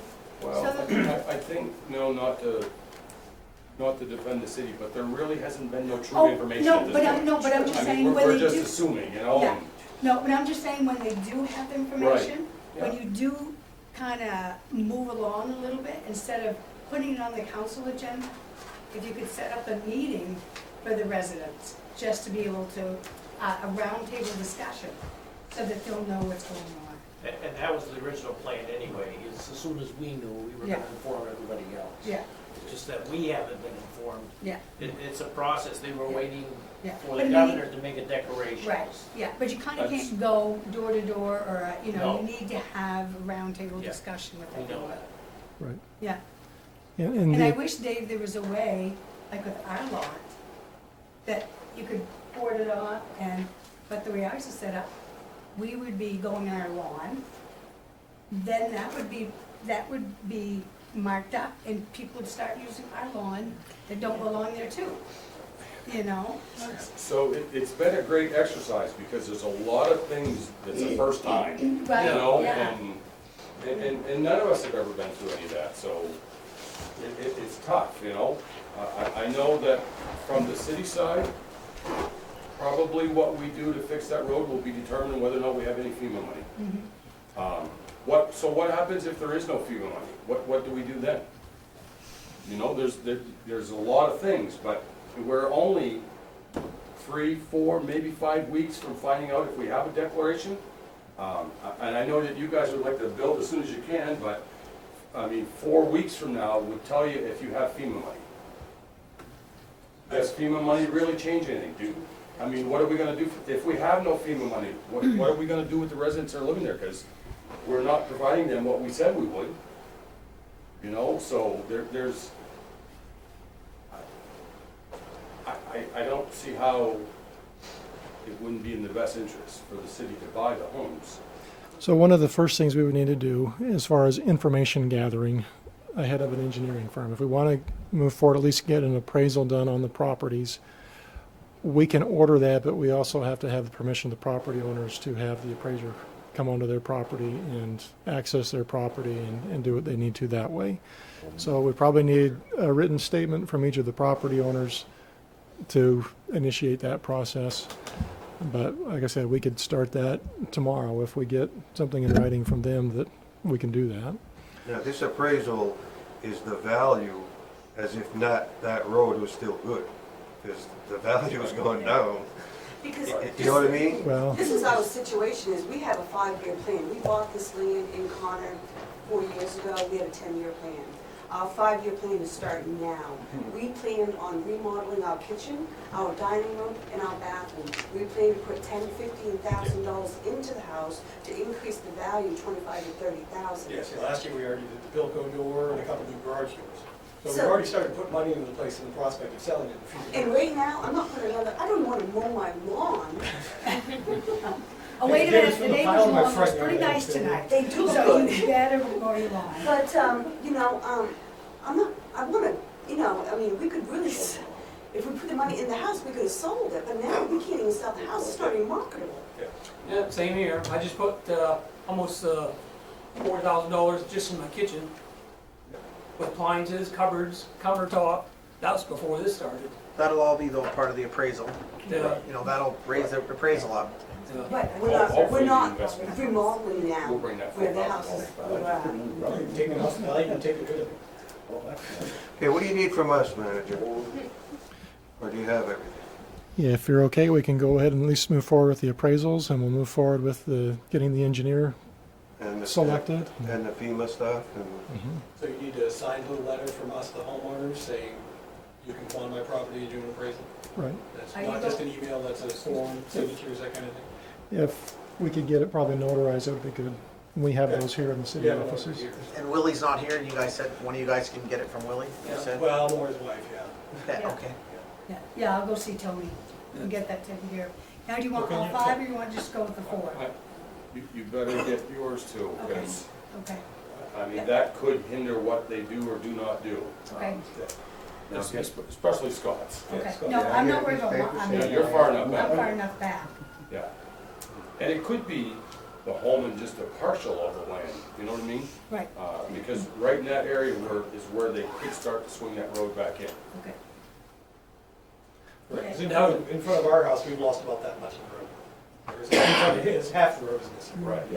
It's going on all fast. Yeah, no more. Dave, what happens if a big rain comes along? Yeah, we haven't had any rain yet for a while either. So, We'll see how that goes. A big rain, You know, like a thunderstorm, a downpour, so here's anything? what Or happens. even an earthquake. It looks like an earthquake now. So anytime you have cracks in the road like that, you've opened up the structure and the water will now go in that.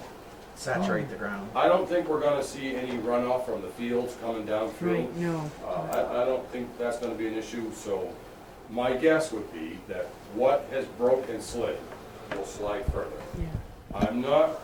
I'm not so sure that anything that's still standing is gonna continue to fall, although I do see signs of places where like 6 inches thick, you know, another 6-inch slab could fall over, but,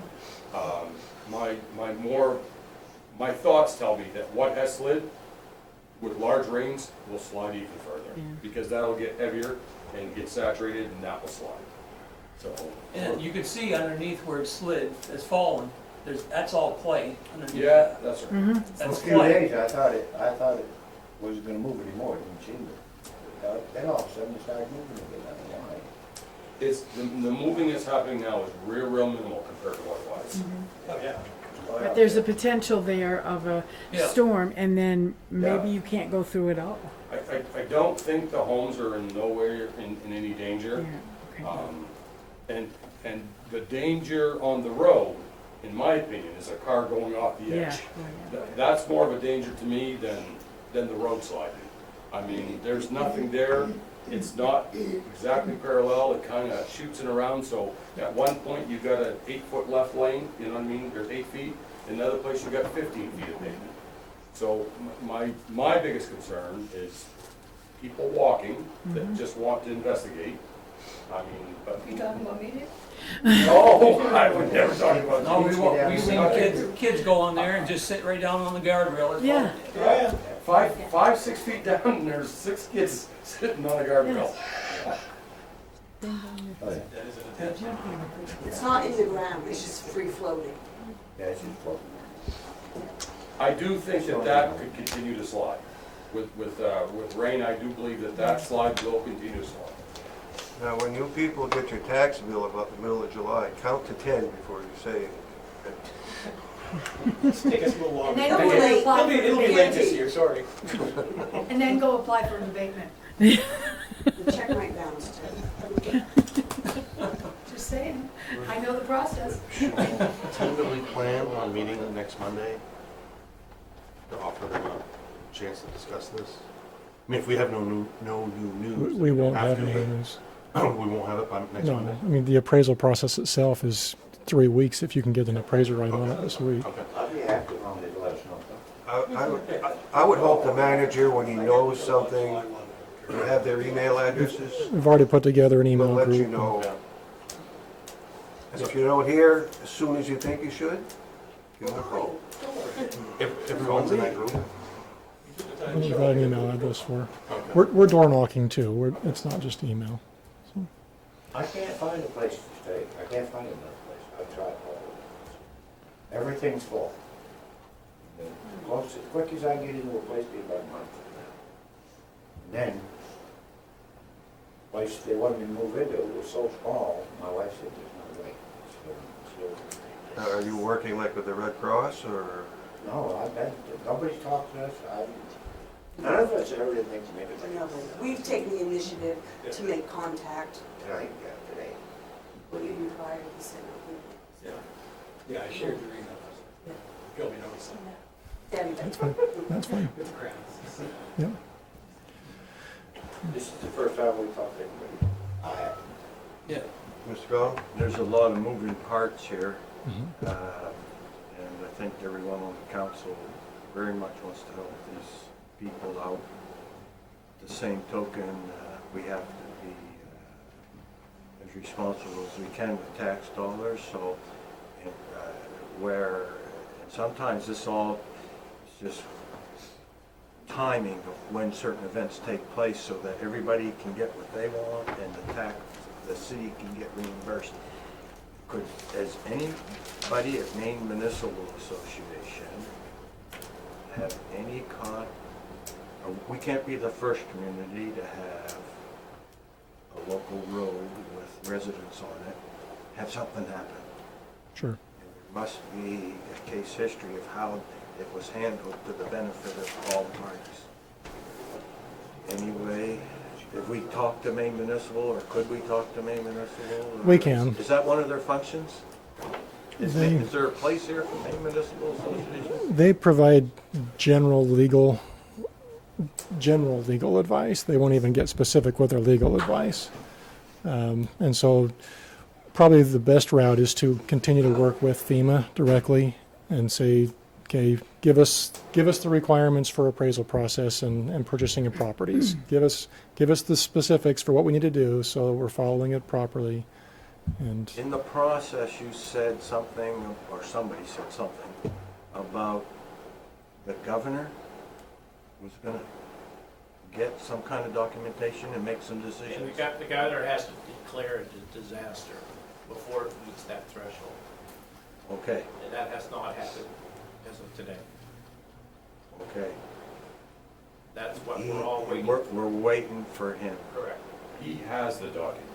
He has everything He he has needs. everything. That's how- Is there a place, I'm just looking at options here, I'm speaking without much time to think about this. Is there a place for our representatives, our state representative and our House representative, to be notified? Or do you let that dog lie? Our federal representative has been notified. FEMA is a federal agency. They've been notified. No, I was thinking, how do we influence the governor? It won't go any faster at this point.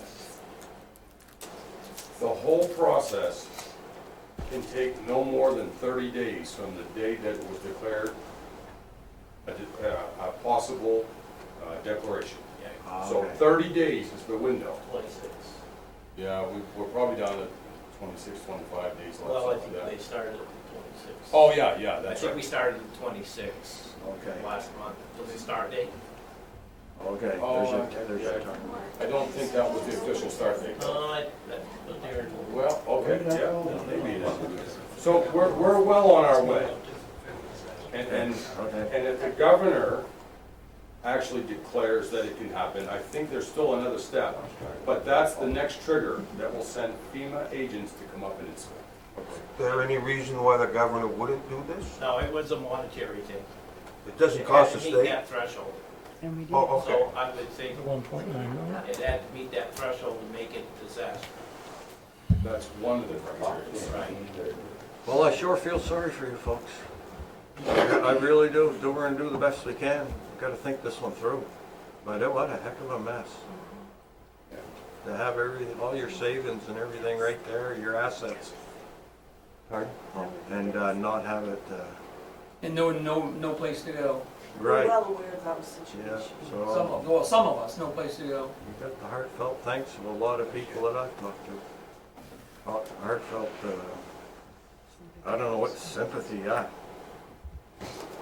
But we're gonna get through it. Best we can. Pardon? I used to like living where I am. I've lived there over 30 We all years. do. Yeah, it's That's quiet. why we're there. Nice place, quiet, nobody wants country life. Oh, well. So you have more traffic now than when the road was good? Yes. That certainly could be. Unbelievable. And people walking too, a lot of You're in the people house here and you walking. hear cars and trucks going back. Well, they're getting there. We see somebody go drive by, they get to the other barricade, and they turn around and come back by. They won't go by that barricade down there. But they'll go by the one that's up on the other end there. It says, no. Well, no one can see you up there. Well, we'll do the best we can for you and go as fast as we can and keep you as informed as we can. Appreciate it. Yeah, Perfect. Thank you. thank you. So what should the motion be to give to the manager to move forward with this? Do you need a motion? We should. You want a motion on that plan you first put up?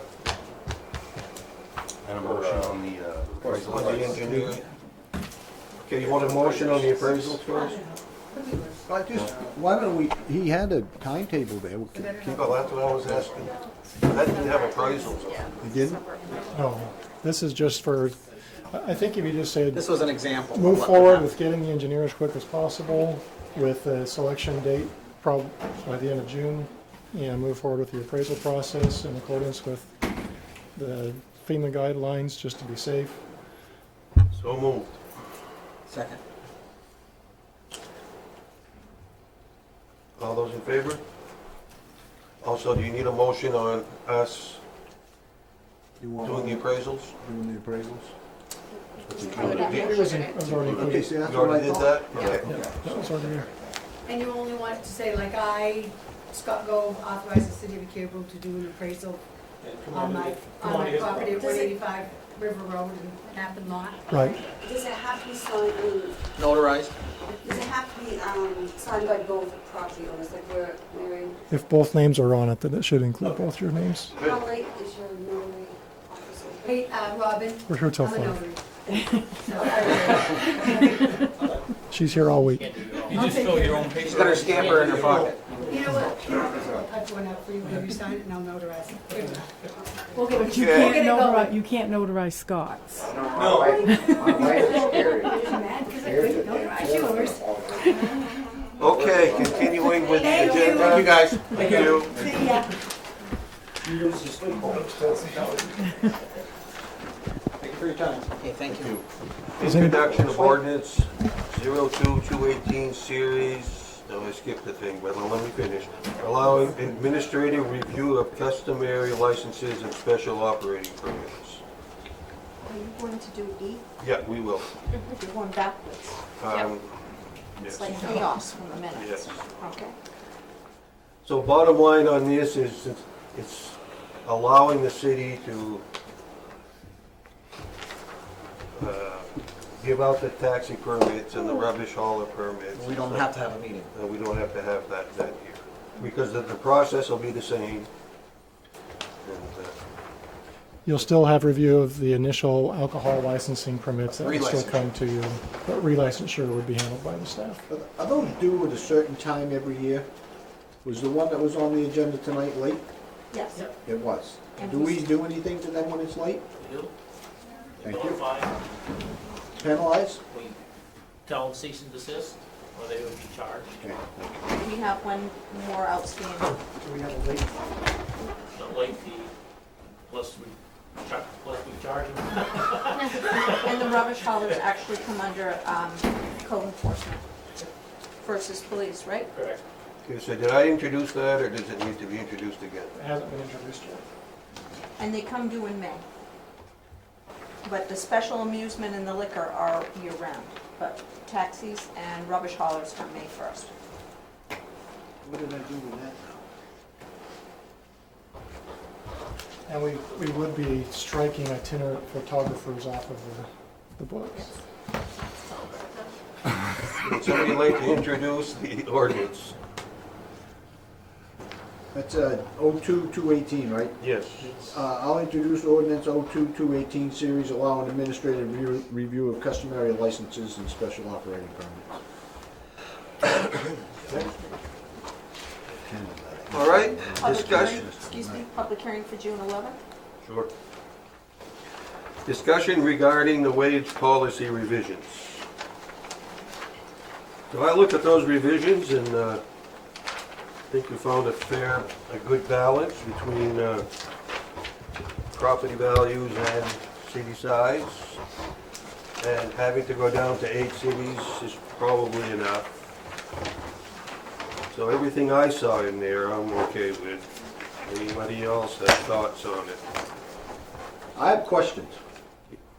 I wasn't here during the work session, but Mr. Willett put together a project, and that hasn't been discussed, has it? This is it. Which is It was, real simple.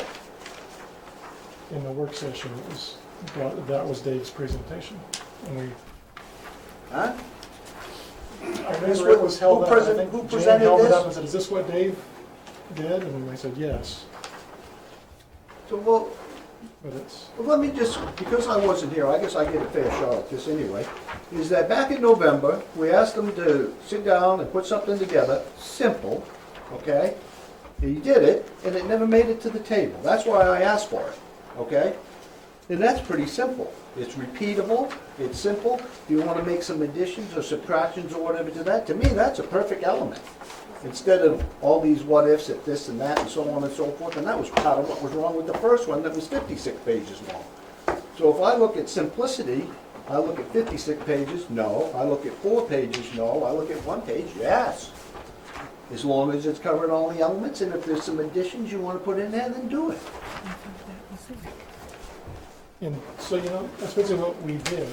I took his draft, and yes, Really? some of it got complicated because some of it you have to do within the existing language in the ordinance, and then trying to take what they put into That's it. why you fix the language in the ordinance all at the same time, And that's what this you is. know?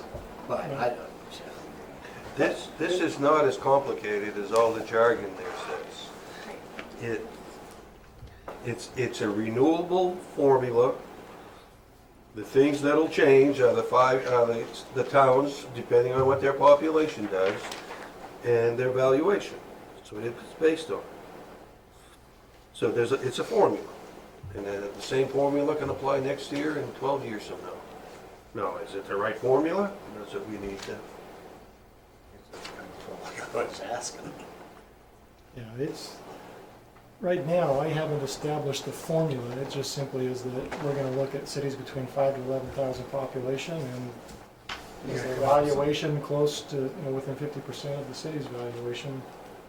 And there was some discussion in the last meeting, was that the valuation is kind of an indicator of the ability to pay, because they'd have the potential for more revenue to pay for other things. And so the table at the end, the table itself is not being adopted, or would not be adopted in the ordinance. This was just for illustration purposes.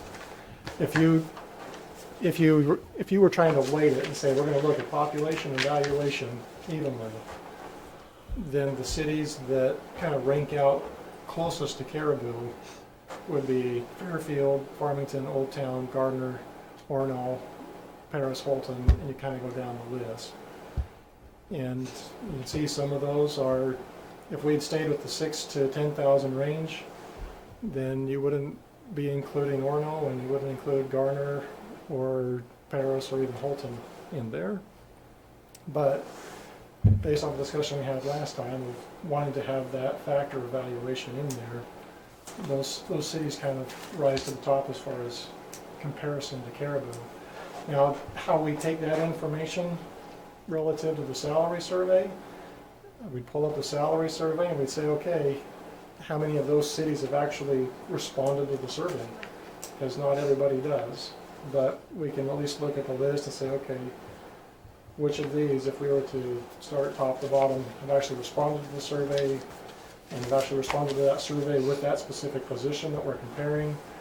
And as time goes on, obviously the valuations are going to change every year, population is going to change every year.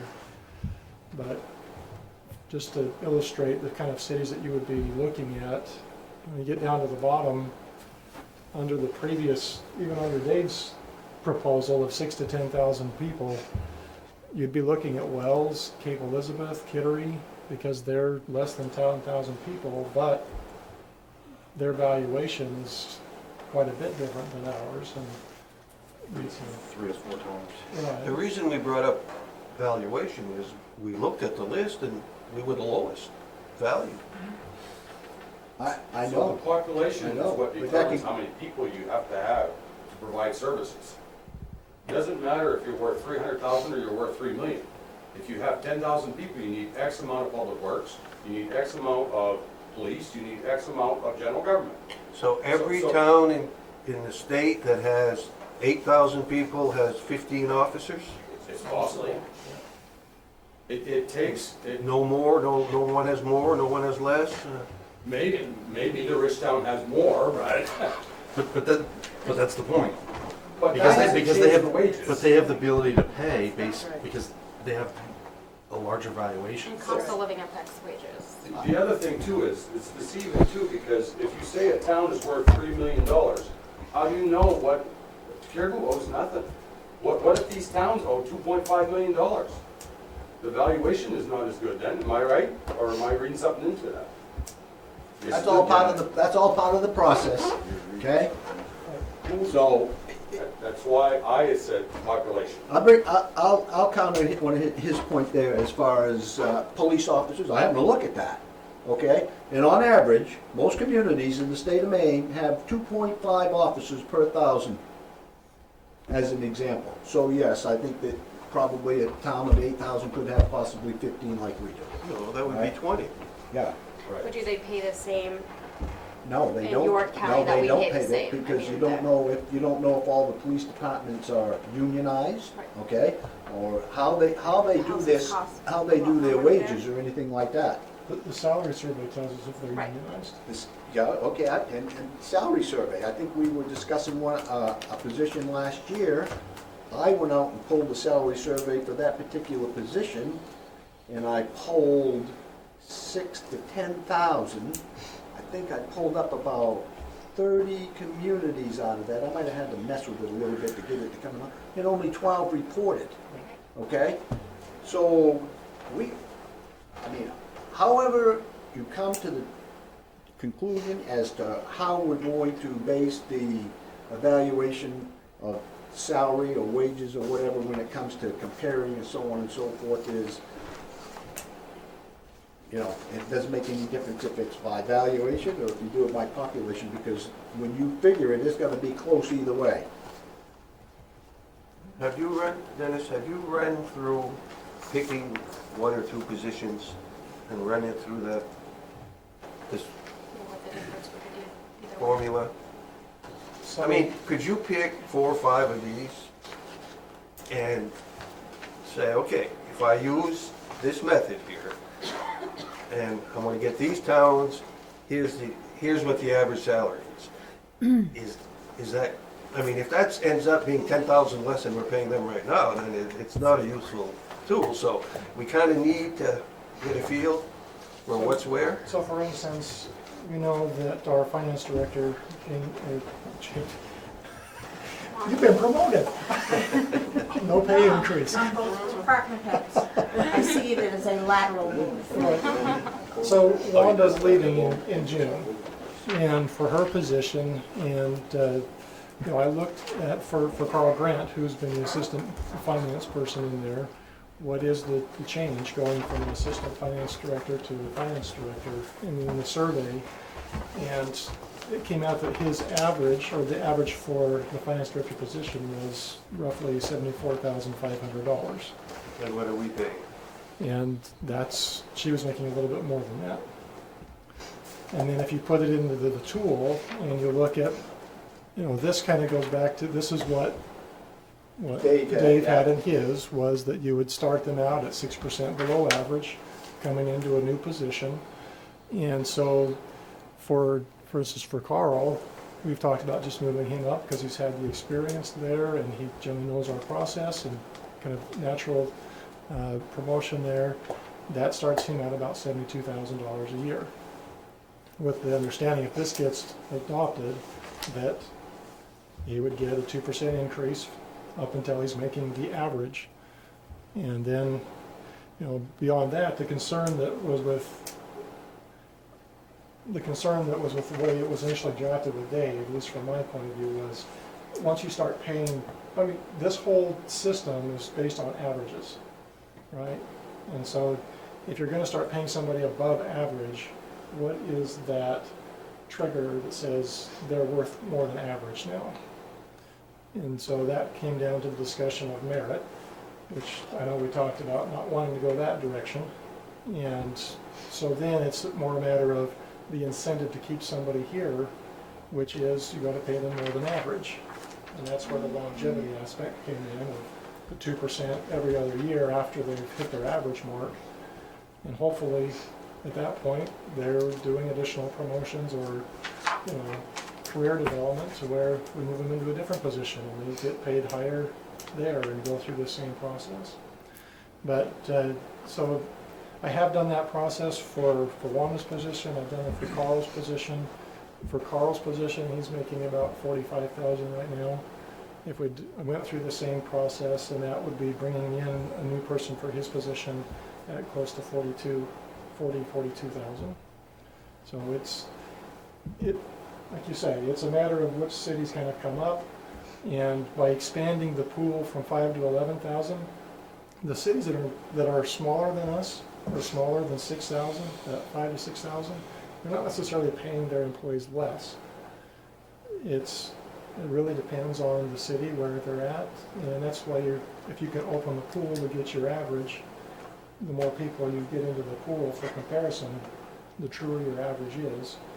But the way it's written right now, allows us to kind of take into account, maybe out of this list of 50 cities, 20 of them responded to the survey, but we can now say, okay, which ones are the most like the city, and can we take the top 8 out of that, or not the top 8, but the ones that are closest, the 8 that are closest to the city, let's use those that have responded. And That's too subjective, though. If you pick a number and go for it and take what's there and live with it. How is it that we're sitting here and we're allowing the employees of this community to tell us how we're going to pay them? Really? Think about that. Do you think that John Q, private citizen out there that has a business, is going to say, okay guys, what do you want us to pay you? How do you want us to compare it? And so on and so forth. They don't do that. Okay? I mean, we're making life simple. If it be me, to be truthful with you, I would establish your base pay for each position, okay, and pay you COLA every year. Whether it be CPI, CPE, CPW, or whatever, and that would be it, because then you would be staying somewhat in line with the economy, okay? That is simple. So then it's the question of how do you establish the base pay? Pretty much got it, don't we? Huh? Depends on whether you assess on population or evaluation. Right. So the two that you did, which scenario did you use? Population or evaluation, or both? The finance director and I constrained it to the 6,000 to 10,000 you used just population. population. And I also looked at the Department of, what are they called? DOT. No. What? DHS? No. Department of Labor. I can't help it. I'm sorry. 68 years old, that happens. Anyways, it's not going to help, but most of the positions that are close to the definition, we're almost at par and at the national level. So all of our positions. Department of Labor. Yeah, she said that. All of our positions have been adjusted right now, because last year, the council adopted Austin's tool of 5 years. We didn't adopt it. Well, they approved it. They approved it at the council level, and they said, just don't pay anything beyond year 3. You remember that, Dave? You guys voted, you approved the tool for 5 years, and not to pay anything above I don't year think 3. we did that. Yes, you did. I think So I'll the go back and tool read has that already again. been approved. And probably not one of us could say that what you were gonna pay in year 4 or year 5. I don't care, pay it out. Make the tool go up to 8 years, pay 0.5% for each year above year 3. It doesn't matter, that's all, that can all be negotiated. I guess at this point, we're talking about a tool that can put us average with the peers, and we're there. We're there. There's really no big adjustment. The big adjustment was last year. So we're looking at now changing it, and I thought one of the things that we talked about was make it repeatable. Boys, just use the salary survey, population, boom, and there's where it is, and that's easily repeatable. Now, someone has to pick and choose them towns. No, we ain't using that one because they're outliers, they pay way too much, or the next one. There's so many opinions in choosing 8 towns or 10 towns that's your opinion, his opinion. Dennis, We want to add these other 2 because they paid more. Was that opinion? I thought you ran the 50-50 and that's what it came out to. Did you play with it, or? No, There will be that's- positions when you start choosing through, when you start choosing it that way, you start limited to 8. Of them 8, 4 of them don't participate. If you really want to set someone's salary on 4 or 5 positions, I don't think that that's right. No, and this says you have to have 8. So if you have to go beyond the 5,000 to 11,000 population to get your 8, you do that.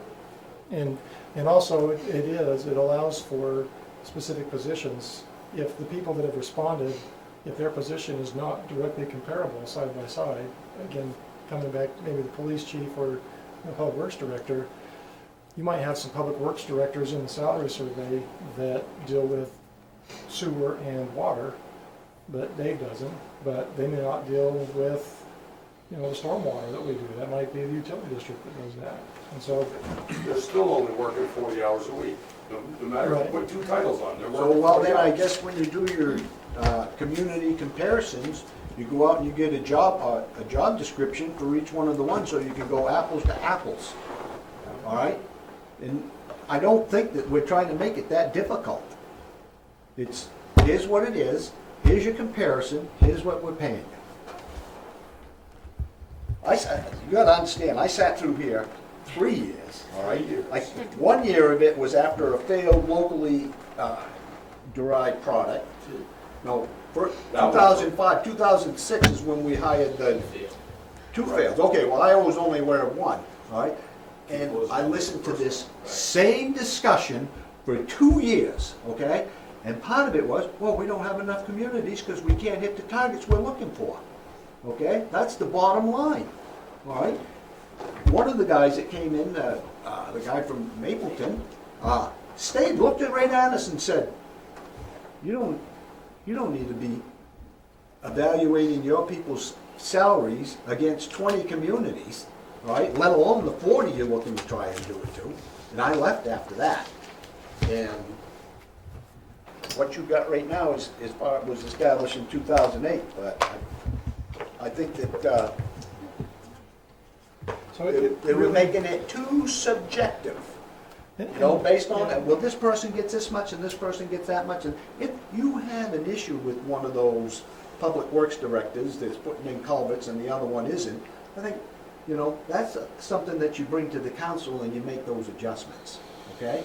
And I think that they can be done fairly. But for the most part, when you do a comparison, based on what's out there and what you can pull, you're pretty much at par with most positions, all right? Unless you want to define the apples and the apples.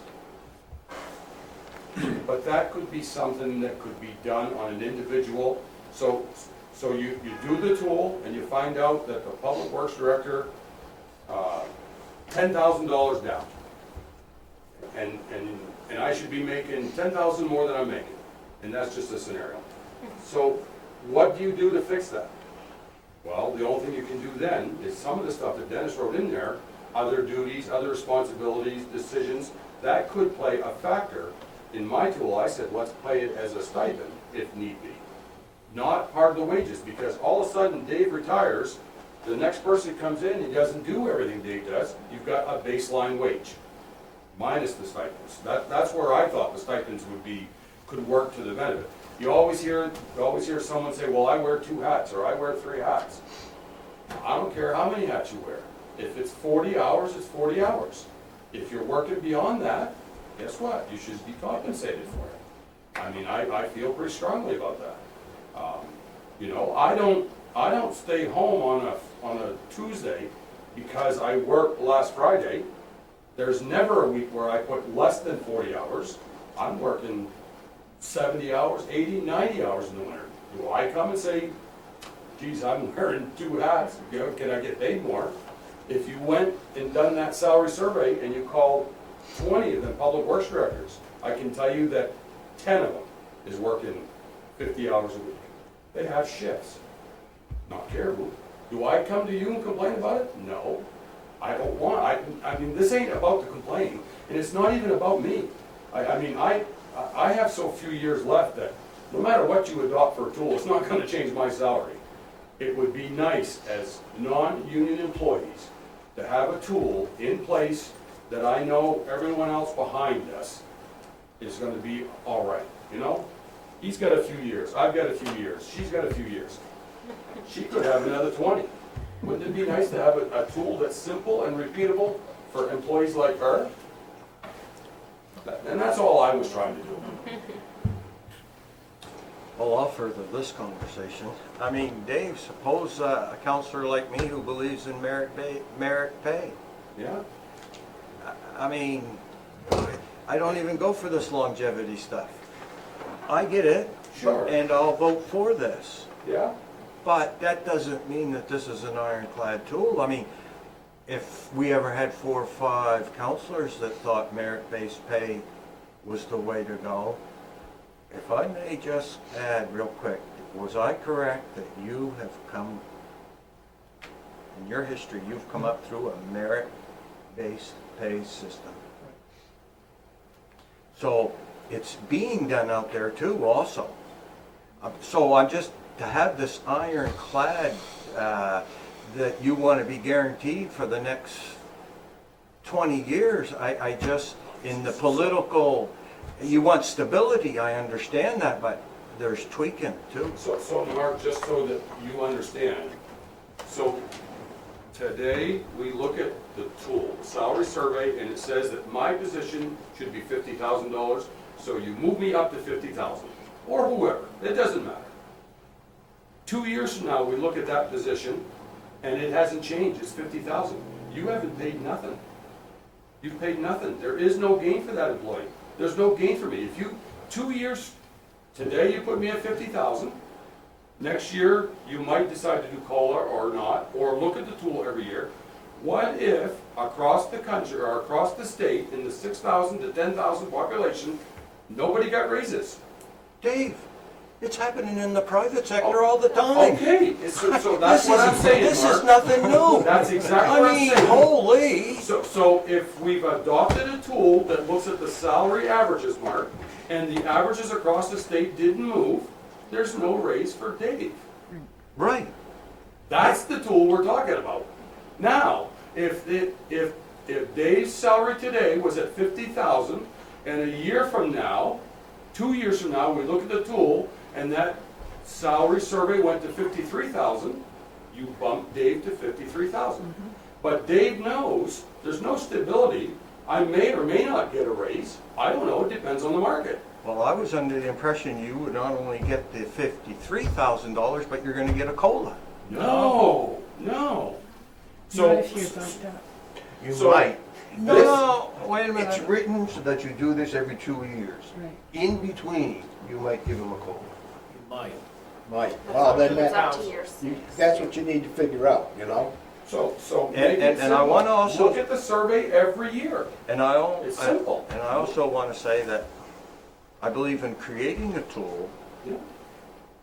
but the tool should be created and then you look at the salaries.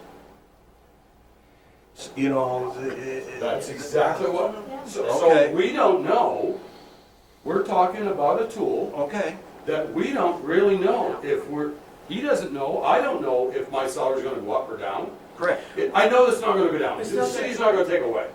But you know what? Can't anyway. I'm okay with adopting a tool that I don't get a raise for the next 3 years if that's what happens. If I'm so far overpaid that the tool that we built, that I like, said that you're overpaid, don't dock me, time will catch up, and then we'll be back even again. So your objection is that you think it should be just population-based?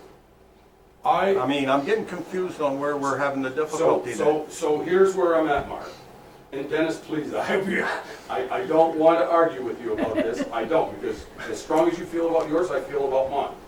If we use population, Mark, or council, we can use the salary survey, we can put in population 6,000 to 10,000, or 6 to 11, or 5 to 11, whatever you choose tonight, and bingo, a list comes out, and it doesn't really matter what town it is.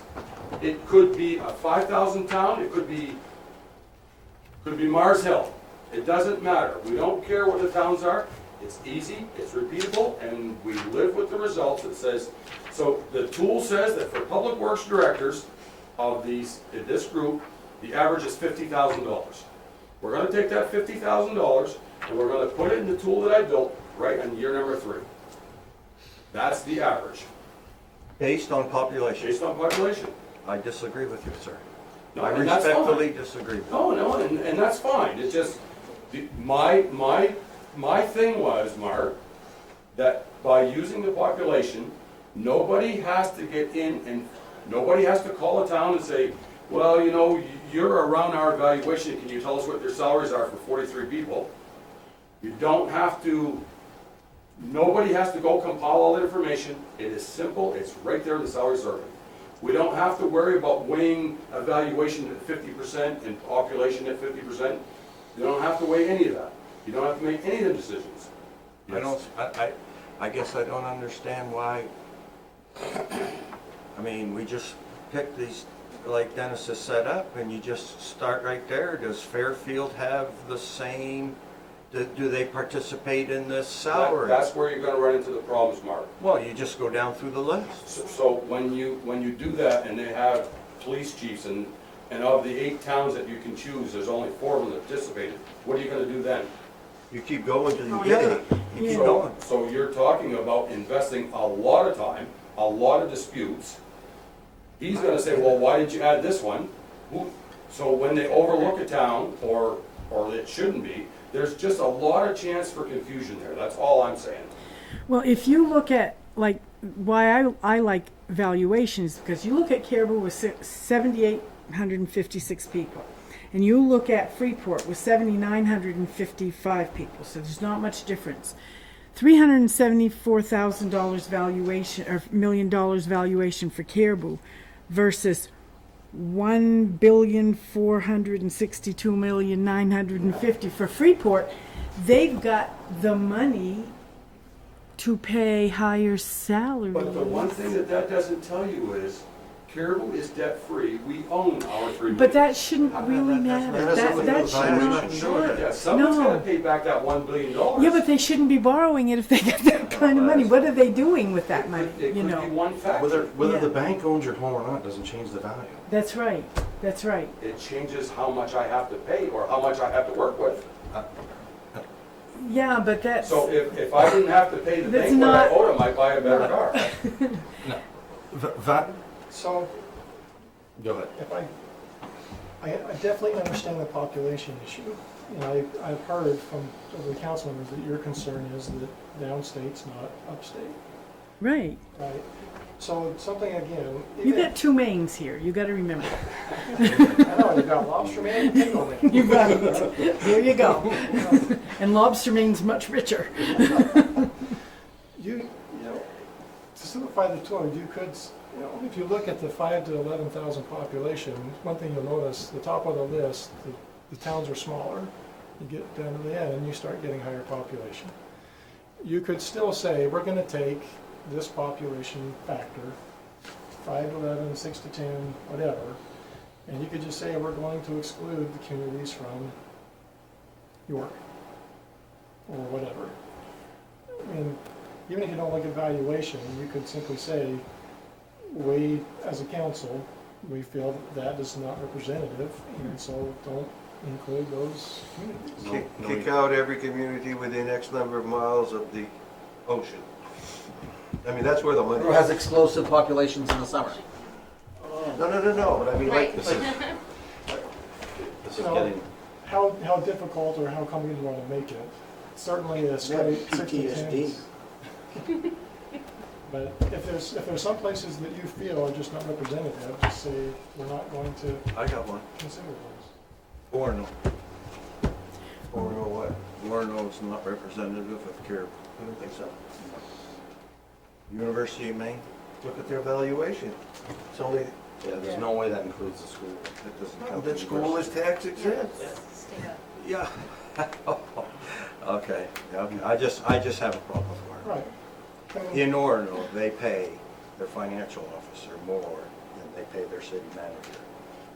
Not that that matters, but it's just, they put different priorities in Orono with all the students and everything there, and how they run it. And there's communities that are smaller than us, that, for instance, Carl Brandt's position, there's cities smaller than us that pay their assistant finance people more than Carl was making. Yep. I mean, it's, Right. So you average it out. You're gonna take the different populations and. Okay, average- manager, what do you recommend? No, wait a minute. No. No, wait a minute. I want to know. Wait a minute. Can I ask a question of the Now, you can manager? ask, but I want to ask a question too. Why are we asking him what he recommends? This is our job. Because he's working it. Was that hard for you to do? Is it hard for you to put in fire chief and come up with a number? fire chief is a whole unique situation. Yeah, that's. Okay, city manager can come up with a number. How long would it take you? Well, I could pull it up in the next 15 minutes and get you with something. So you think it would take you 15 minutes per job to come up with an average? You're probably looking at that. That's how many people, 40? We have over 60 employees. Non-union? Non-union, no. 25? You're maybe 35. Not even that. Really, I mean, this kind of gets down to, I've had the same discussions with Carl, who's been kind of handling the HR stuff. Is the more complicated you make this, the more time that an HR person's going to have to spend working it and monitoring things. And right now, we've got one person that's doing HR maybe a third of their time. And I'm not going to say that a complicated thing's going to make it so they have to spend 100% of their time on it, but we definitely want to try to limit the impacts on the staff as they are now. Okay, now, we fixed their salaries last year, so they should be close. And we did use population, 6 to 10, was it? I think so. Okay. I mean, I can live with that. All the positions right now are at the 6 to 10. Is that your recommendation, Mr. McDonough? Could you live with that? Yes. Okay, I recommended that from the get-go. okay, all right. Okay, but I think I even showed some flexibility when I it was a just slight like to increase, see too. when your forehead gets red. Oh, you want that to get red? I mean, I could live with population, but we need to do something. I mean, I what's don't your disagree. preference, Huey? My opinion is, I think it's the employee's job to demonstrate their value to the organization, and this flips that around. Well, this is public sector. Regardless. Well, That's, I don't care who you work for, it's the employee's job to demonstrate their value to the organization. And this flips that around. So I don't agree with it. You don't like with any part of it? I think it's turning this organization inside out to flip that around. I don't agree with it. It's not really changing the organization that much. You might not agree with it, but it's not a huge change from what was done last year, for instance. Yeah. Nicole, what do you think? I think because it is an average and there are lower ends on the scale as well, that I would support the population being the tool. Mark, you know what you think? I'm a valuation guy Okay. and believe that there has to be a break off of the location. Yep. I agree with Nicole. I don't like a merit-based, personally. I prefer the valuation, but if you don't want to change it from where we have now to the population, I can live with that. I don't like merit raises. I really don't like the longevity either.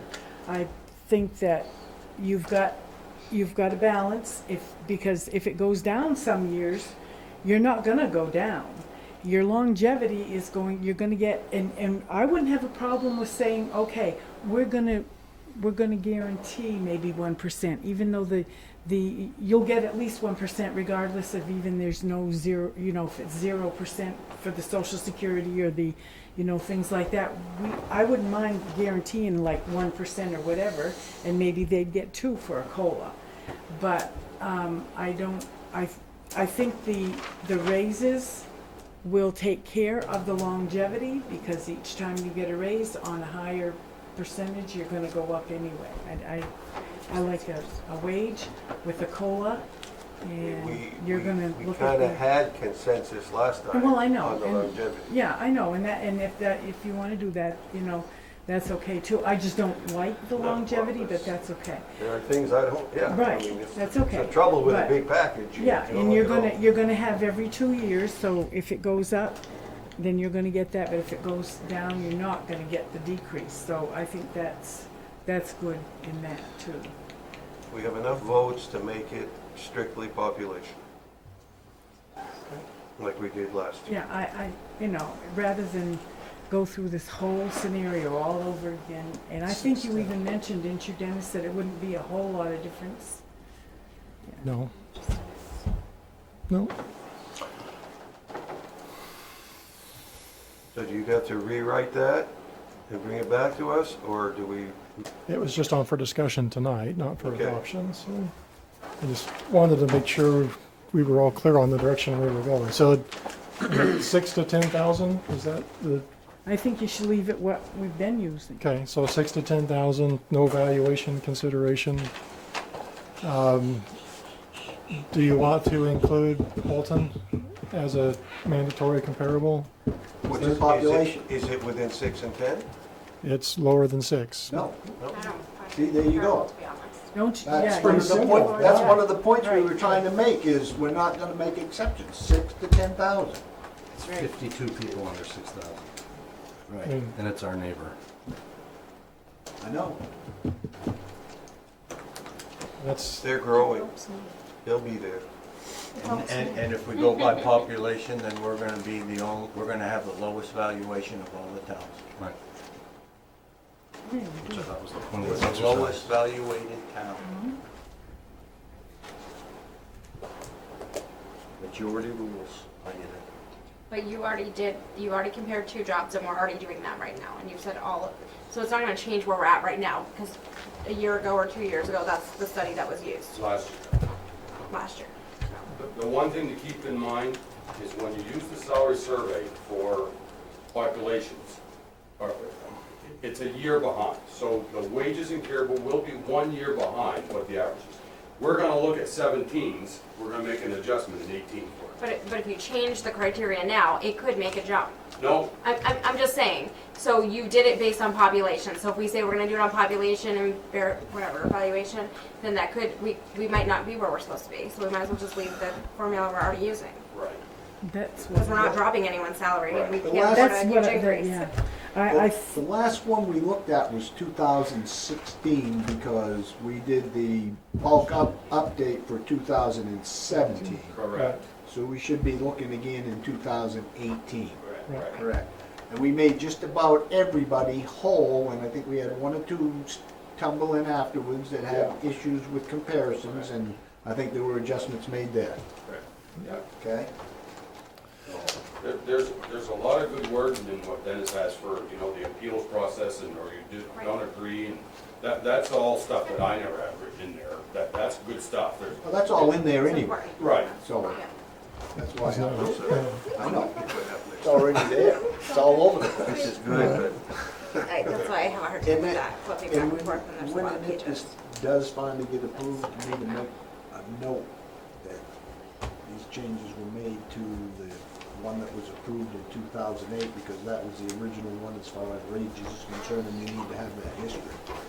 well, this actually has to be adopted by ordinance. Right. Because this you're amending the personnel policy, and the charter says if we amend that, you have to do it by ordinance, so. But the ordinance, or the, whatever you want to call that, chapter 2, made reference to the wage and classification policy. Yes. Although it was a separate document, because of relationship to the administrative document, that's part of it, even though it wasn't included in chapter 2, page by page.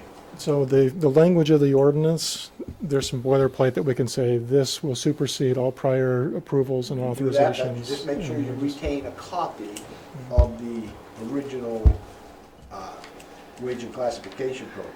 Yeah, okay. Okay, because somehow historical documents get lost around here. Or they get resurrected without notation for, Right. are they still in Yeah. place?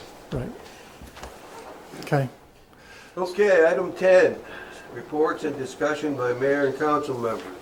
I have a letter here from Scott Vonnegut, Vonnegut Design and Architectural Resource of Portland, Maine. It says, Dear Mayor, I recently visited your city on a business trip to Cary Medical Center.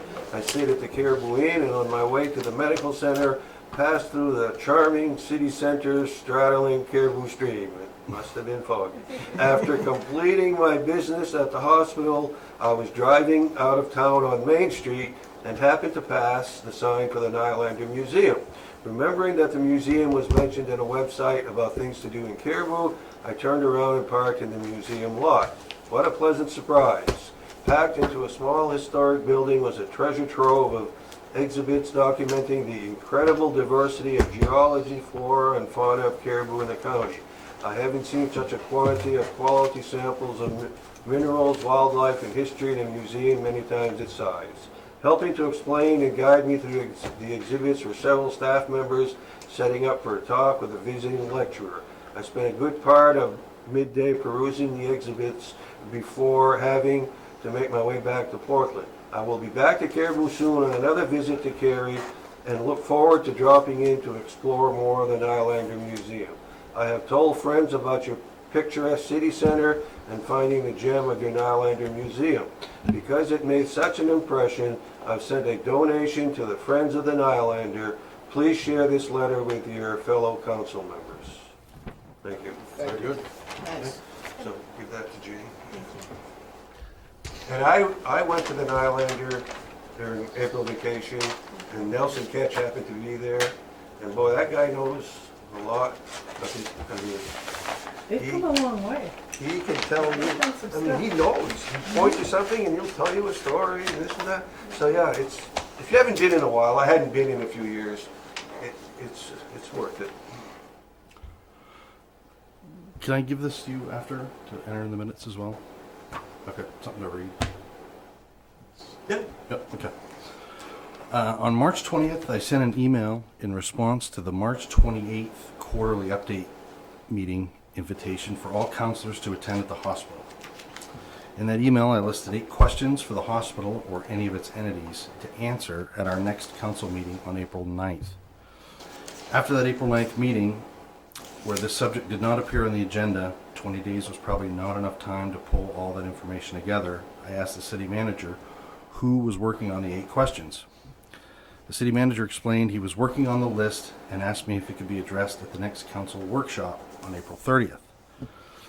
My response was it was my intent the hospital or any of its entities would pull the information together and that I did not want it on the April 30th workshop agenda, but on the agenda for the May 14th council meeting. On April 4th, I received an invitation from Galen Dickinson to attend a breakfast meeting at the hospital on April 18th. The same day, I responded by email declining the invitation by further explaining it was my expectation the 8 questions I posed would be addressed at the May 14th council meeting and contemplated publicly. The city manager was carbon copied on this response. On April 20th, the city manager forwarded a PowerPoint with all the legislative acts detailed and explained, which over time created our municipally owned hospital configuration. In that email, it was declared there would be discussion about this PowerPoint and other compiled information at our April 30th workshop. In response to this email, I replied with a summary of the 8 questions previously submitted with another request they be addressed in the May 14th council packet, and a personal assurance from the city manager this would be executed. On April 26th, the council received an email from the city manager with the hospital district meeting minutes and their 2017 audited financial statements. On April 30th, after our workshop, I asked the city manager if any information not covered by the PowerPoint presentation or the 3-ring binder provided that pertained to my questions was forthcoming before the May 14th council meeting. And the response was that it was coming from a hospital district meeting on May 10th. On May 11th, I received my council packet for the May 14th meeting scheduled today, and there are not only no answered questions, but nothing regarding the subject on the agenda as well. So, for the record, below are the 8 questions which were asked over 7 weeks ago and their current status. Why are city councilors asked to sign a non-disclosure agreement to attend a hospital meeting? Not answered. Where are the legal documents which created the hospital entities? That was answered on April 30th.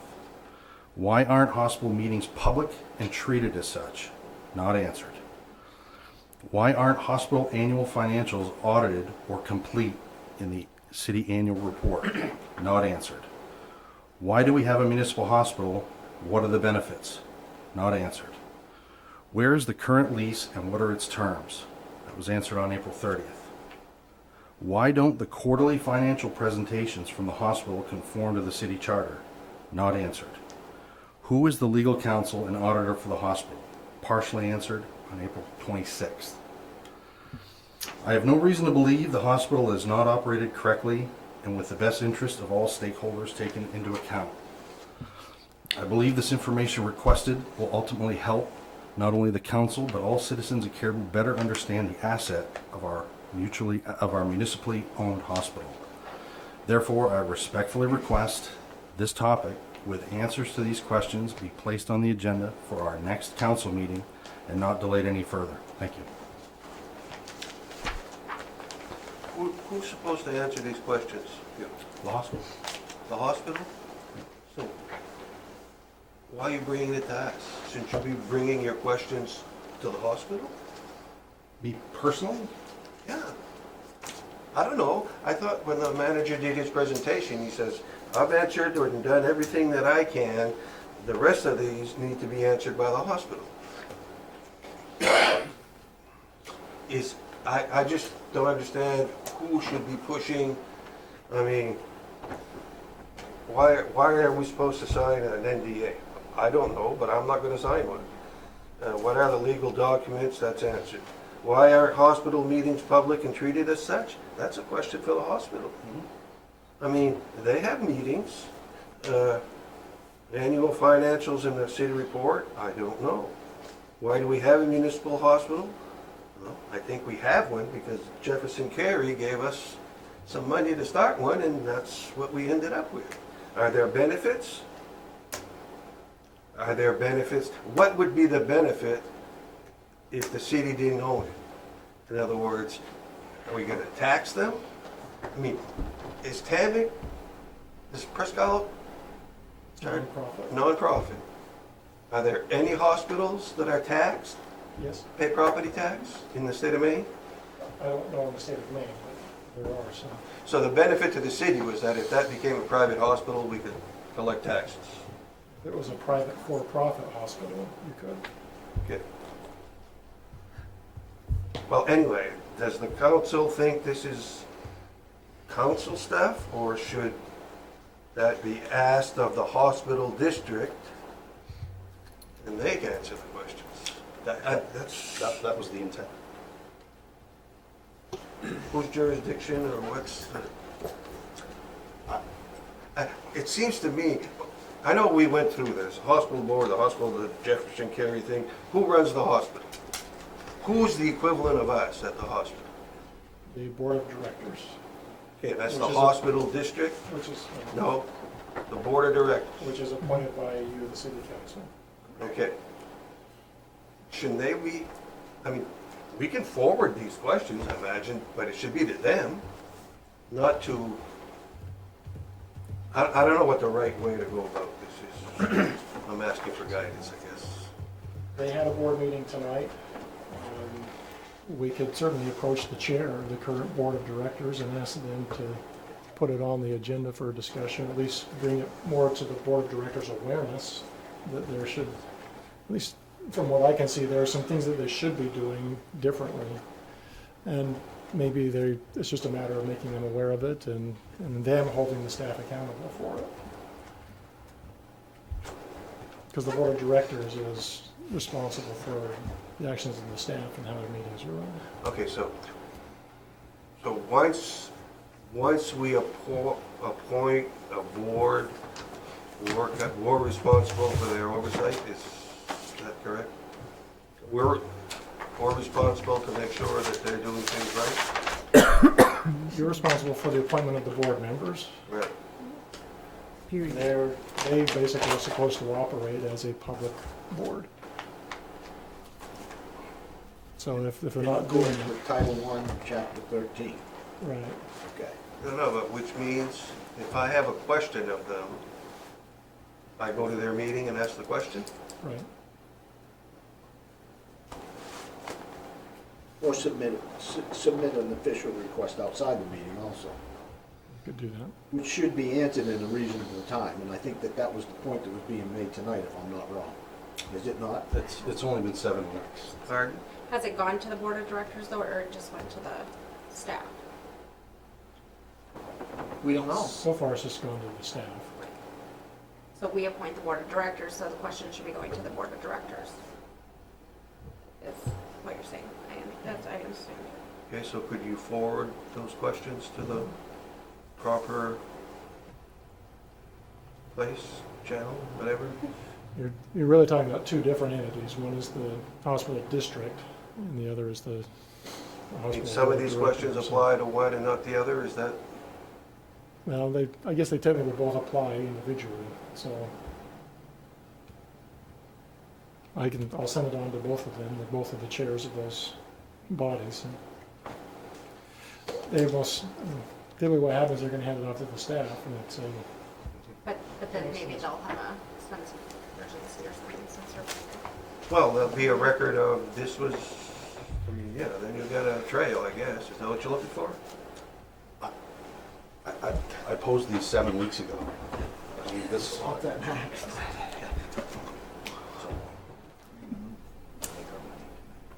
Who are you faulting for not having answered questions? Us or them or we or me or? I believe they were made aware of these questions 7 weeks ago. Okay, they were made aware how? You personally asked them these questions? These were passed along through Dennis. Okay, and what did you ask them to do, Dennis? respond to the questions. Okay, so just, okay, so now what? Ask them again? Well, and that's, I can present it to the chair of the board and ask them, as a board member, ex-officio board member, can we have a discussion about this on your next board meeting? Okay. And then they or you can report to us because you're on the board. Is that right? Is that satisfactory? Yep. Would you ask them if they have been asked the questions also? Have they been forwarded up the channel to make sure that they got them? Do you recall? I know the administration has them. Yeah, but has the administration passed them up? I don't know. Unless you want to meet. Because it's not fair to hold them to a timeline if they haven't got That's the my information. habit. So, After dark? Sometimes. Okay. Any other business from council? Okay, we have a next meeting here as Memorial Day, so We'll all be here. we had a long meeting tonight. Yeah, we sure did. Which covered, I think, everything that we would do on the 28th. Is that correct? Do you think we need one around the 28th, or is June 11th close enough? I think it'll depend on the response we get from the River Road information. But I can just coordinate with you, Mayor. You set the agendas and call the meetings, so. Okay, so if we are to have one, instead of May 28th, Tuesday, May 29th, okay? Yeah, that works. So if you need You'll one. let us know. If you need one on the 29th, I mean, the day after Memorial Day, Okay. will be available. And I know that as far as a point of discussion for the next agenda, I know that it's been asked with all these little citizens groups that are doing things with economic development, what is the goal of the city for economic development? And it's probably a discussion that needs to take place with the council. I know that Councilmember Gahn he's asked me to share that it be on another agenda for maybe a work session agenda or a point of discussion, a regular meeting, but maybe something for a future agenda. Maybe. Well, no, if you think that's a burning issue that we should do as a workshop or a regular meeting on the 29th, let's do it. I mean, I'd rather meet, I know we've reduced the number of meetings. I'd rather meet more often for less long, but that's me. Thank you. So you think we need a workshop or a meeting on the 29th? Let's plan on it. Okay. All right? Okay. Make a motion. I make a motion, we adjourn. Second. All those in favor? Thank you, everybody, Are we for having your an executive time. thing tonight? No? Huh? I thought we were supposed to have an executive session, no? Oh, are we? I think we talked about the open? Floridale and open, so. So we're all set? Perfect. Thank you, guys. No, I need signatures, Tim. Sit down.